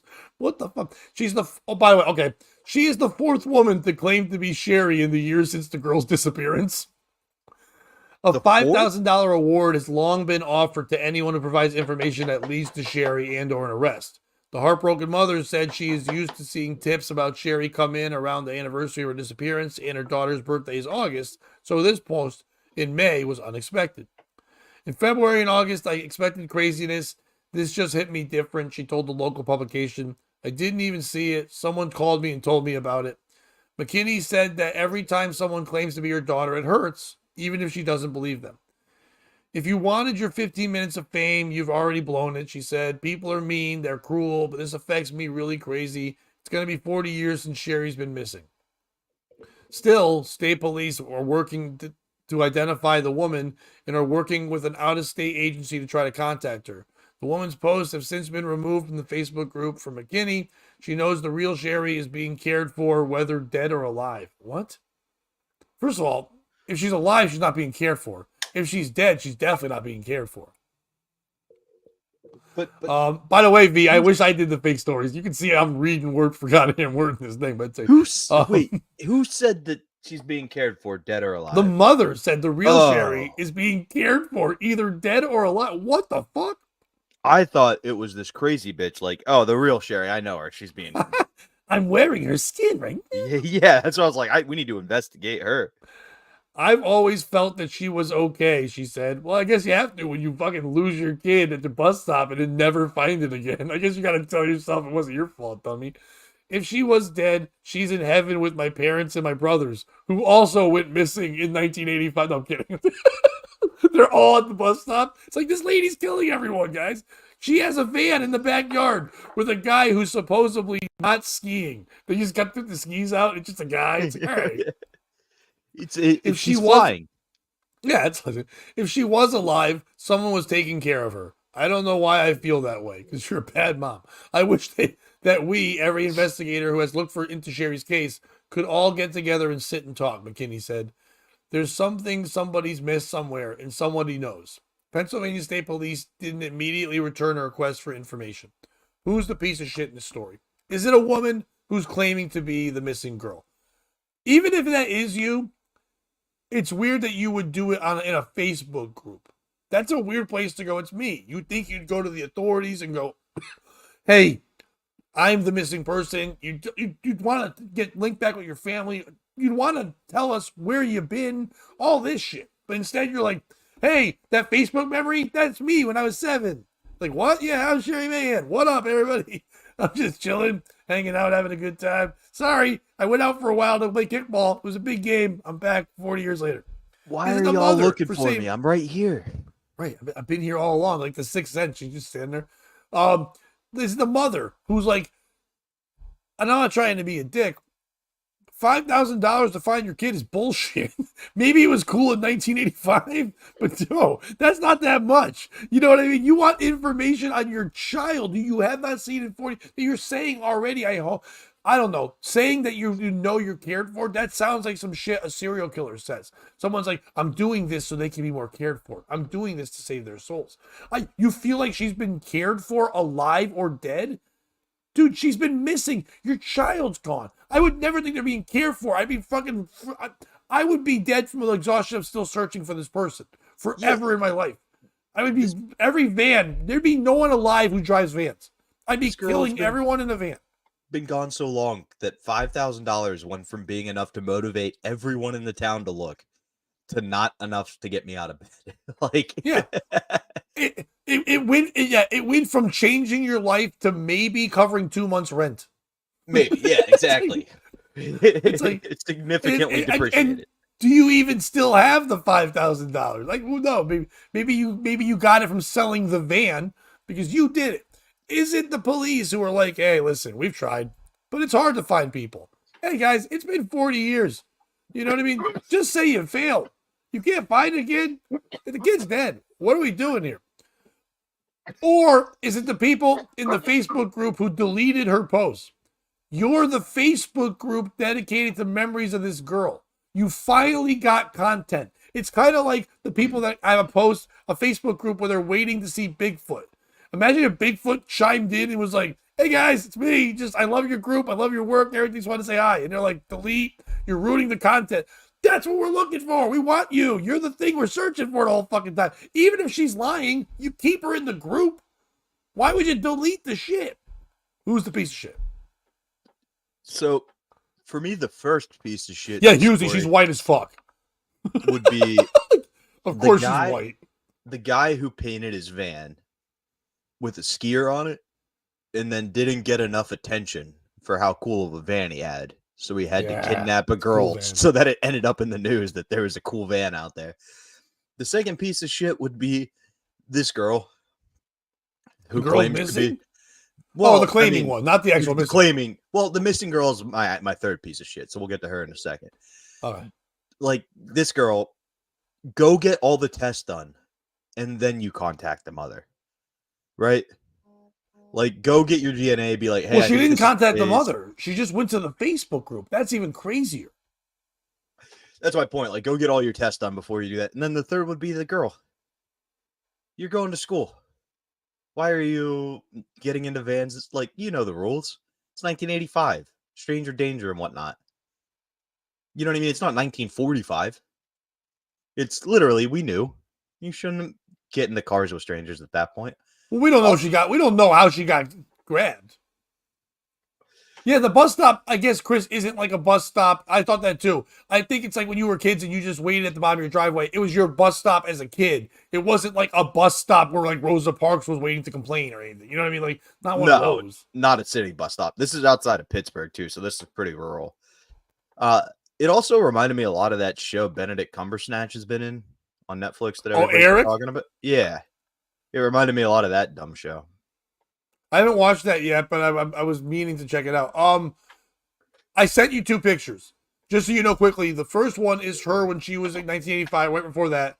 The second one is not her now, the one claiming. The second one is that AI compiled a progression of what she would look like now, and she went from like a dorky kid to like a real estate agent. like it's a weird photo thing. Yeah, she was going to school. But Husey, the big twist was it was the first one ever. They were sending her to like an all urban area, and they were sending one black kid. They traded her because when you see this haircut, you'll know she's white trash enough to fucking have to go there and slum it up. And thank you, Chris. I was proud of my Rosa Parks thing too. By the way, I saw a meme the other day, Bob. There was a meme that it was on the back of a bus, and it said like, you know, Rosa Parks was a hero, and someone wrote underneath the meme like Rosa Parks still in the back of the bus. I was like, Jesus Christ. Oh my god. You see the picture there? I did. Yeah, I just gotta download them and then email it. No worries at all. But like, okay, Bobby. To me, the piece of shit in the story is it's the girl, the woman now, because first of all, if let's just say she's a scam artist and trying to get money, the prize is $5,000, which we've scoffed at, but whatever. If you need money and you're desperate, if you're like a drug addict or something like that, and you find a way to try to get money, you think you can pull it off. Like some guy's telling this girl, sometimes in the weird light you look kind of like, remember that missing girl from 1985? Like, no, you kind of look like her if she was old and shit. You ever see those big? You know that girl my dad raped and kidnapped? You look like her. We could pull this off. We could get like $5,000. I get 3, you get 2, you know, because it's my idea and shit. I know you're being a lady, but she's like, do I have to contact the family? She goes, wait. She goes, wait, first of all, shouldn't you call?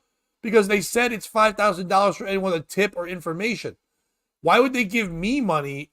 I am the information in the tip. I can't say it's me. Can you pay me now? That kind of lets everyone know that it's a scam. So he's like, okay, what you do is you don't talk to the cops or the mother. You just go to a Facebook group and say, I remember that day. And then people will go, here's money. Like, it's the dumbest thing to do. It's not scamming. obviously this woman has mental issues. You know what I mean? There's something wrong with this person when they're disturbed and they're wanting to be this thing. There's something wrong with it. Maybe even convince themselves because they had a tough life that that's who they are. Maybe they hate their parents in their life so much they'd rather be this. They'd rather be this missing girl in their fantasy, in their mind. Then the mother loves them. They get the love that they never had for 40-something years. And now they're finally cared for. And then they get a show on Hulu or something. And then they get to also be like, they get to be sometimes on one of those Real Housewives of Missing Kids or something. So like they're hoping to roll it into something fun. The only way I would really believe this woman is if she posted her like a picture with her status from in front of the blue man with the guy skiing on it. Then I'd go, all right, there's a grain of truth to what this woman's saying. A lot of detail in that thing, Chris. What's wrong with Depeche Mode? And that's the part I wasn't getting in. I mean, there's a lot wrong with Depeche Mode. It's the worst mode. I like a la mode better. I like stealth mode. Depeche like as a a la mode, mode. not that great. Just complete side note, because we're talking a little bit about music. I was at the Yonkers Comedy Club, and the manager was going off about there are no good new rappers, and I was able to be like, "You heard this Coast Contra freestyle?" There's no good young rappers. There's a million good young rappers. He liked storytelling. He was like, when Biggie wrote "Let me tell or I got a story to tell," like you were there, and I was just pointing out there are still people who do that, but I figured you of all people appreciate that. Yeah, they're all telling stories. Like literally, it's more stories now than ever. But they're just not like slow for you. I like the person who's like, you know what I like? Remember that MC Barney Rubble when he was like, I'm the master rapper and I'm here to say I like Fruity Pebbles in a major way. Like, yeah, because it's easy for you to say with him. It's a great Donald Glover bit. But when he was always like, everybody always says old school rap was great. Old school rap was garbage. Some guy's like, I went to the hat store and I got myself a hat. It's like, who gives a fuck? It's like, there's nothing there. Who gives a shit about your hat? It's like that fucking Flight of the Conchord song. There's a picture of New York. There's a picture of New York. Do you have a story anymore? Or are you good? I've got two good stories, Pat. Would you rather hear about nope, we're not talking about Simone. By the way, while Bobby's reading that, please hit like and subscribe. We appreciate that. If you're on X, please find us over there, POS Mornings, and like us over there and follow us there. We appreciate you. We'd like to have some comments over there about the shows and stuff as well. That would help us build that up and share that we're there. So people know to follow us on there as well. Thanks.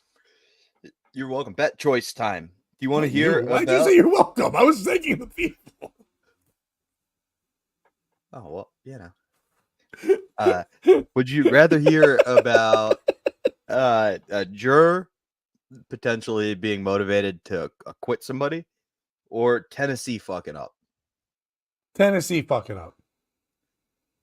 Parents sue Tennessee governor and school district claiming kids were punished after officials misinterpreted the state statute. Before I read this story, Pat, what do you think they misinterpreted? What do you think this was all about? Their gender? That would be a good guess, right? That's what I thought when I first saw this headline. No. Two families have filed a federal lawsuit against the Tennessee governor and the Williamson County School District, claiming their middle school kids were arrested, strip searched, placed in solitary confinement, and forced to undergo evaluations and placed on house arrest after Tennessee officials misinterpreted a statute and claimed that conversations between peers were, quote, threats of mass violence. Didn't see that one coming, did you? No, I did not see that one coming at all. So basically, the statute is that a reasonable person would conclude would lead to serious bodily injury. So they have a zero tolerance to this law. So if you send a text that they believe could lead to or imply serious body injury, you get in trouble. So following the interviews with school officials, here's what we found out. In August, in an August incident, a 14-year-old boy identified as BN. Any guesses on what that means? Well, the end part. He was accused by a fellow student of making threats about having a gun in his backpack, shooting up the school, and having a bomb at home. The boy said his only mention of guns was when he told his friends about a lunchtime conversation he had with another boy who described the firearms his grandfather owned.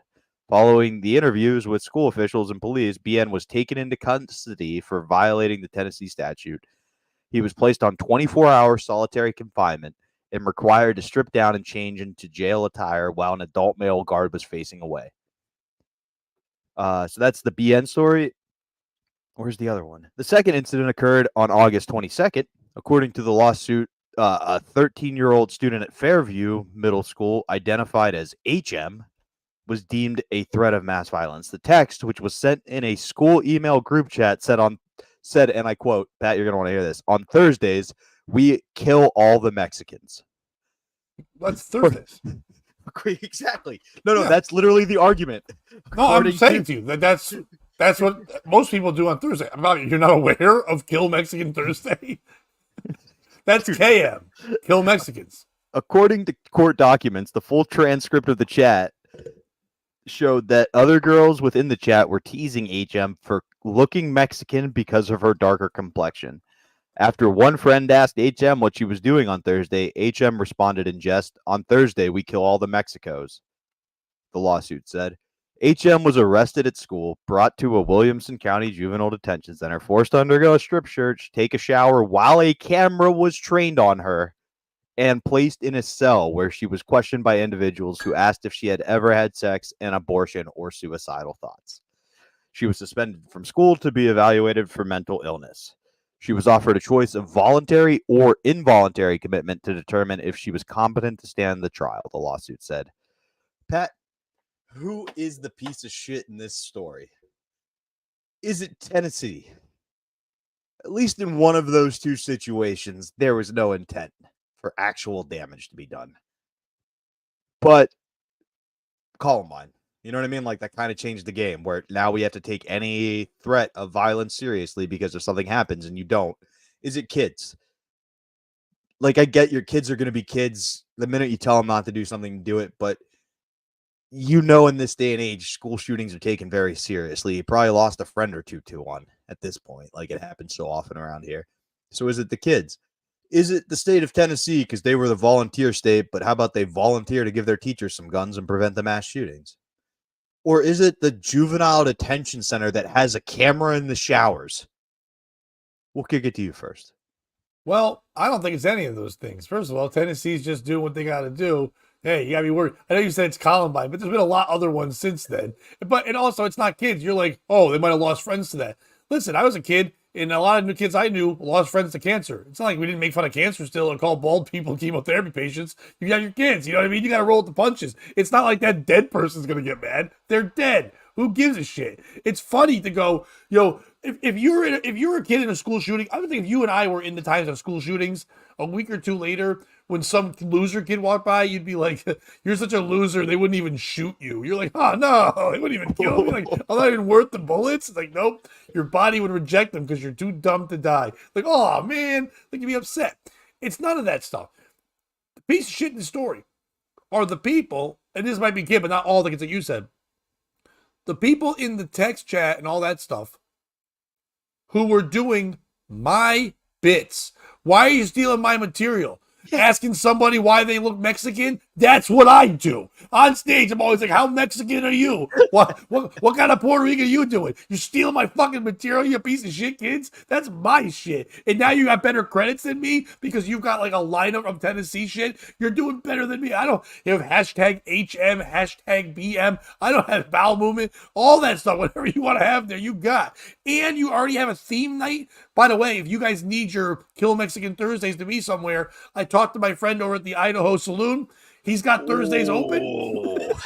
Here we fucking go. Because Monday nights, if you don't know, it's Heterosexual Monday. You dress like a man, you get 15% off. Wednesdays, it's a heterosexual couples weekend. If you're a heterosexual couple and can prove it, I guess you have to fuck in front of them or something, you get 15% off. We read about that yesterday. And on Thursdays, it's Mexican Madness. And you're like, oh, is it tacos and burritos? It's like, well, if they have them, because we're going to kill the Mexicans and take their stuff. And on that wonderful note, hello, my nephew Mike. How are you? Mike? Don't text about shooting at school. It doesn't end well. You get strip search and filmed in the shower. By the way, if Mike doesn't know this yet, Mike, I talked to your cousins, my kids, and my daughter Ashlyn has said to me she's going to hit you up soon because when I record the album, she knows how much you love the show. By the way, Bobby, I didn't tell you this. When I saw Mike at his sister's communion in church, it's all quiet. He turns to me and says, "Hey, Uncle Pat," and then goes, "How's Bobby doing?" Yeah, like right away in church. He's asking how you are. So Mike, Ashlyn, and Seamus said they'll grab you. You're coming to the recording too. They want to see you can meet you. I want a picture of Mike, who's like 6 feet tall and huge, and Seamus is 6'2", and you right in the middle. I want that. Real fucking cool with that. It'll be like that Shaq, The Rock, and Kevin Hart picture. You can pretend like you could say, "Well, I'm 6 feet tall. These guys are the next NBA superstar." In the picture, it could be like the fucking best. Yeah, but Mike, I'll hit you up later with that. And by the way, congrats, Mike, graduating, doing a great job. We're gonna be having a party for you at the end of the year, and he's graduating this weekend. So fucking congrats, my friend. I don't know how you're doing it while watching us at school.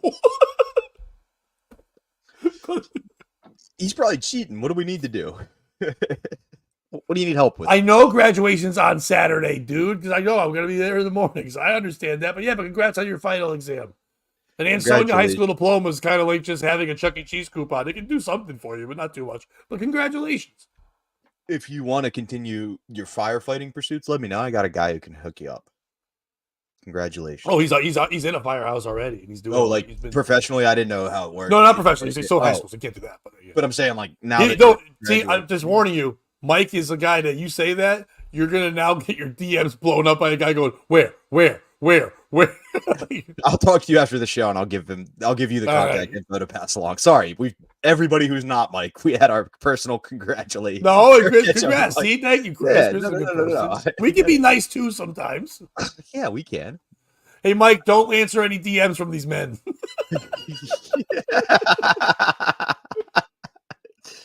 Oh man. Do you want to do one more, Pat? Did we finish that? No, I don't know if we did. Who was your piece of shit? Oh, it was the kids who stole my act. That's fair. My piece of shit in that would probably be Tennessee. Like, you're the South. The whole state? Yeah.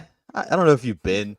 Oh, I get it. The West is all urban. The East is all rock. I went to the Country Music Hall of Fame when I was like 14. Yeah, and then there's fucking gay old Opryland right in the middle. Yeah, and then we saw we drove by that, and I think we drove by Graceland. I don't know, we did something with Elvis. I forget. So Graceland's in Memphis. So here's how Tennessee works. At the very east, they think they're Appalachian Mountains, and then you get to the country in the middle, which is Nashville, and then you get to the blues in Memphis. And it's just not good. You want to hire that guy? Yep. The person I was going to hook him up with loves that kind of talk, so it would be perfect. But Jesus Christ. It's always fun when your 17-year-old nephew is best friends with a 58-year-old racist. Yeah. Yep, that's exactly what we were going for. Oh, fuck. All right. So, okay. Up, you want to Spirit Airlines flyer. Bobby, have you ever lost your luggage? Yes. And would you go through any lengths to get it? Or were you like, lost cause? It depends on the luggage. The first time I think it was clothes. So it was just like, fuck it, I'll get new clothes. But if it was like, if I was flying with my equipment and shit, then yeah, I'd go to whatever lengths, including hijacking a plane. Well, I don't know what hijacking a plane, but if somebody not in the United States.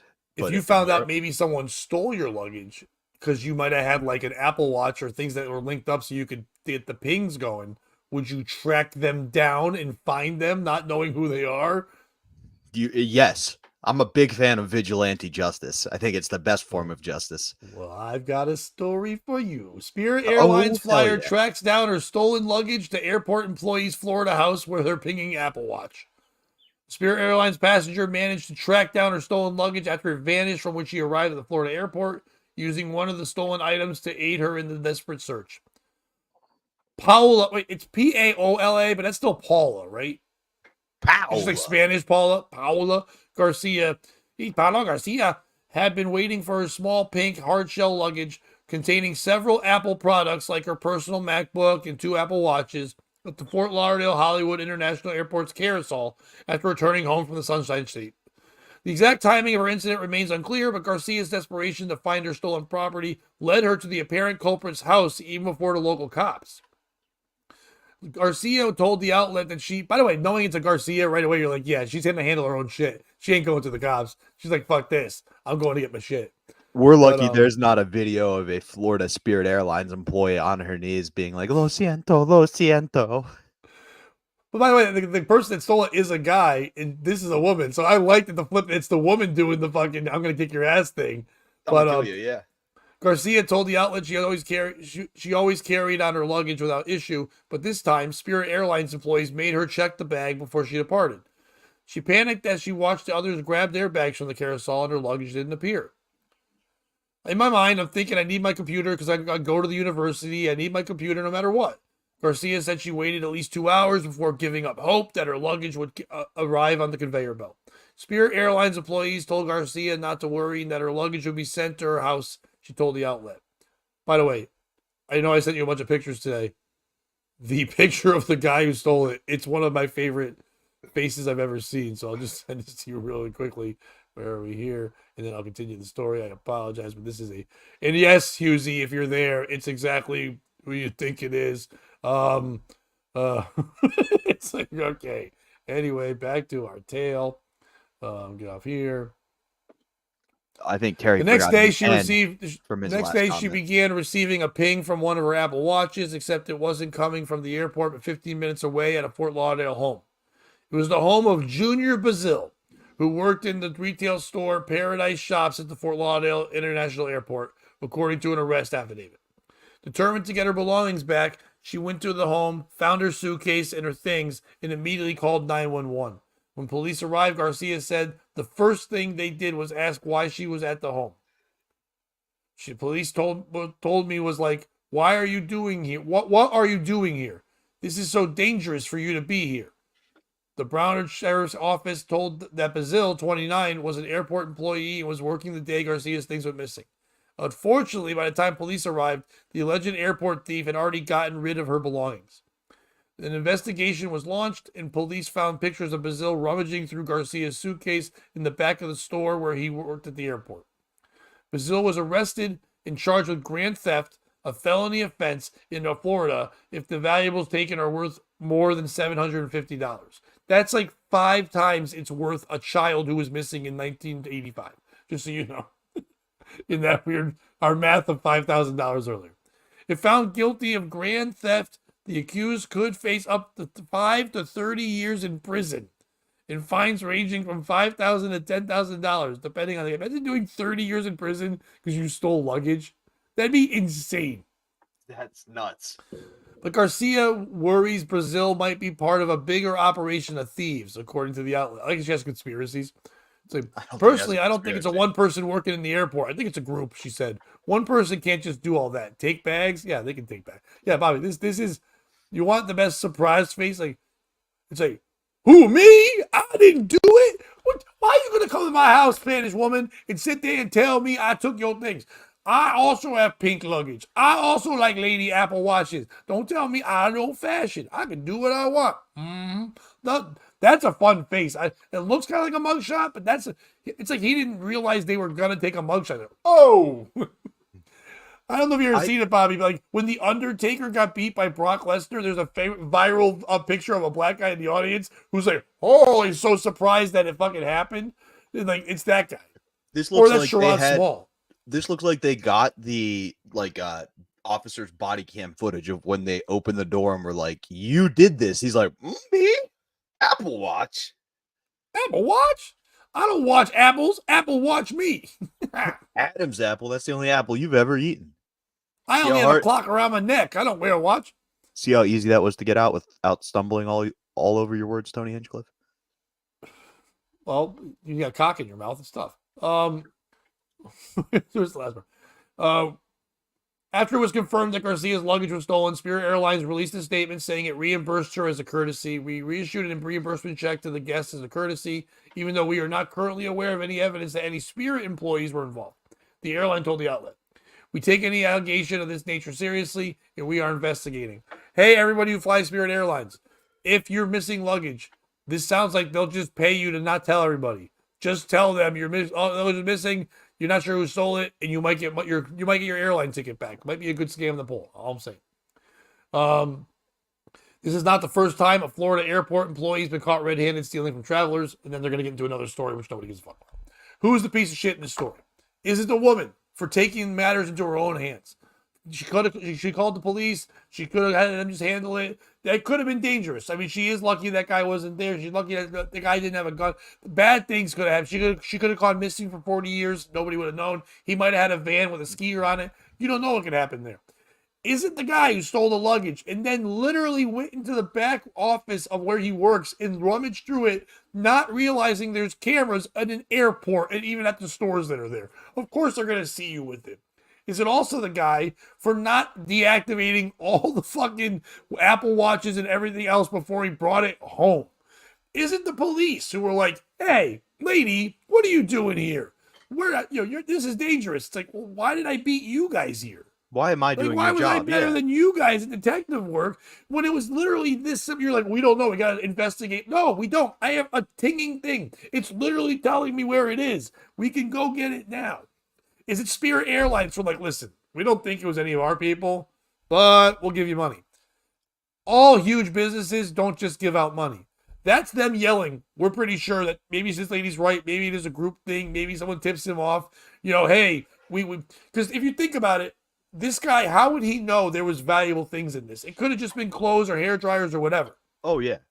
TSA, someone there would know what's in there. She said before, usually she has the same size bag, and they always let her carry it on. This day, they told her, nope, you can't. We're taking it. So then all her valuable things aren't there with her anymore. She's like, all right, whatever, I guess I have to. And then someone steals that bag. And everyone else, no one else was standing there saying they're missing their bag. Someone knew there was a bunch of Apple products in that fucking bag, and this guy can go through it and take it. Oh, absolutely. So I think because of that, I don't think Spirit Airlines is involved, but obviously they might have got tipped off that, hey, someone must have said something, so let's cover our own ass. Because if we start asking more questions, it's going to lead back to TSA or security or somebody at the front or whatever. So who's the piece of shit in the story? Well, I don't think it's our young Hessica Hones for going out and solving this crime on our own. I like vigilante justice, as does everybody. It's Spirit Airlines, 100%. Not just because they're a shitty airline. My boy Jason loads airplanes. Like, that's what he used to do for a living. Dude, there's a real science to it. Like, if you load the airplane wrong, you kill somebody. So they knew the exact bag. They knew what was in there. They knew the weight of it. How did it go from her being at the gate, handing it to somebody and getting checked to fly, and then the bag disappears? You know what I mean? Like, somebody from Spirit is absolutely involved. Not only is there missing weight from what was supposed to be there, there's also the fact that it went from being in their possession at the gate to now in this employee's hands. So honestly, I think she's onto something here. The only counter evidence I would say to it being like a real crime ring is the fact that they didn't instantly wipe all the Apple products. You would think if you had a business whose job was stealing Apple products, the Find My Apple product feature would be the first you got rid of. So for me, the piece of shit Spirit Airlines, the cover-up is worse than the crime. Did we learn nothing from Watergate and Epstein's Island? I don't think we did learn it. To be honest, I don't think we did learn anything from those things.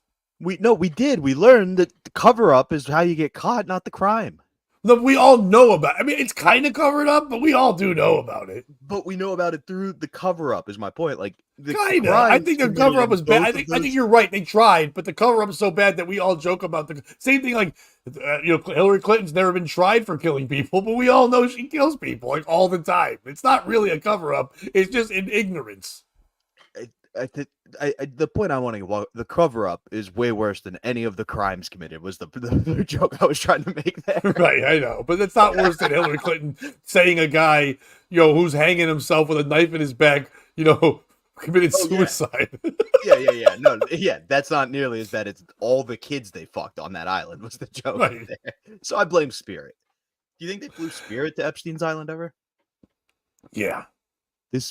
How'd you get the name? It's the Spirit of the kid. Never mind. And it's like, yeah, it's all fly. We don't need gas. We fly on the souls of the children we banged and killed. It's like, oh, that's Bang nice. today, yeah. The piece of shit in the story to me is the woman. Not because she wouldn't chase them down and did the detective work. That's all great. Lady, you're Latino.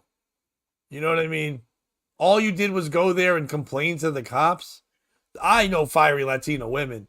This should be a story about accused thief, recovering in hospital from 85 knife wounds, and a lady made out of her own MacBook when she found it stabbing this guy.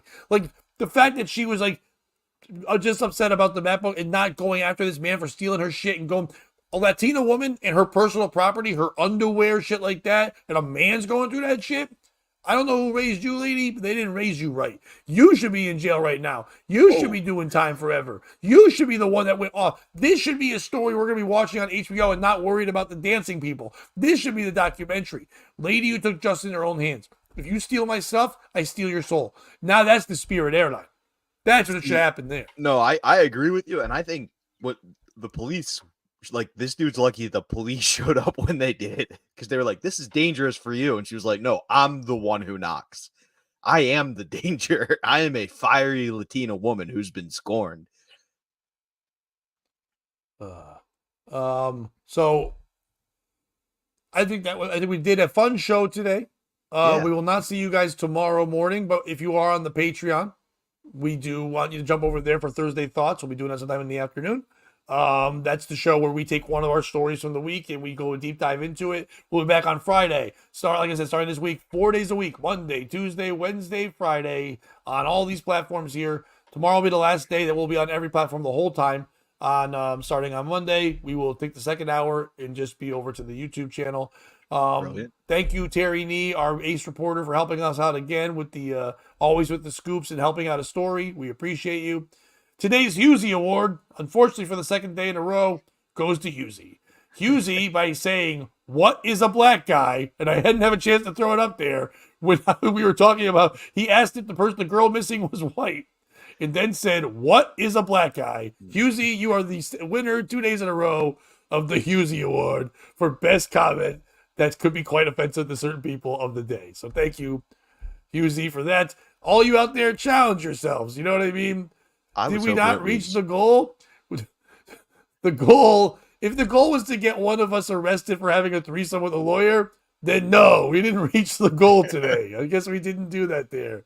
No goal today, but thank you very much. I don't know what our goal is. Maybe our goal is just to be monetized. Actual views on YouTube. That'd be a good goal. I think that's what he was asking about. Did we get monetized yet? Oh, no, we need hours and hours of views. Yeah.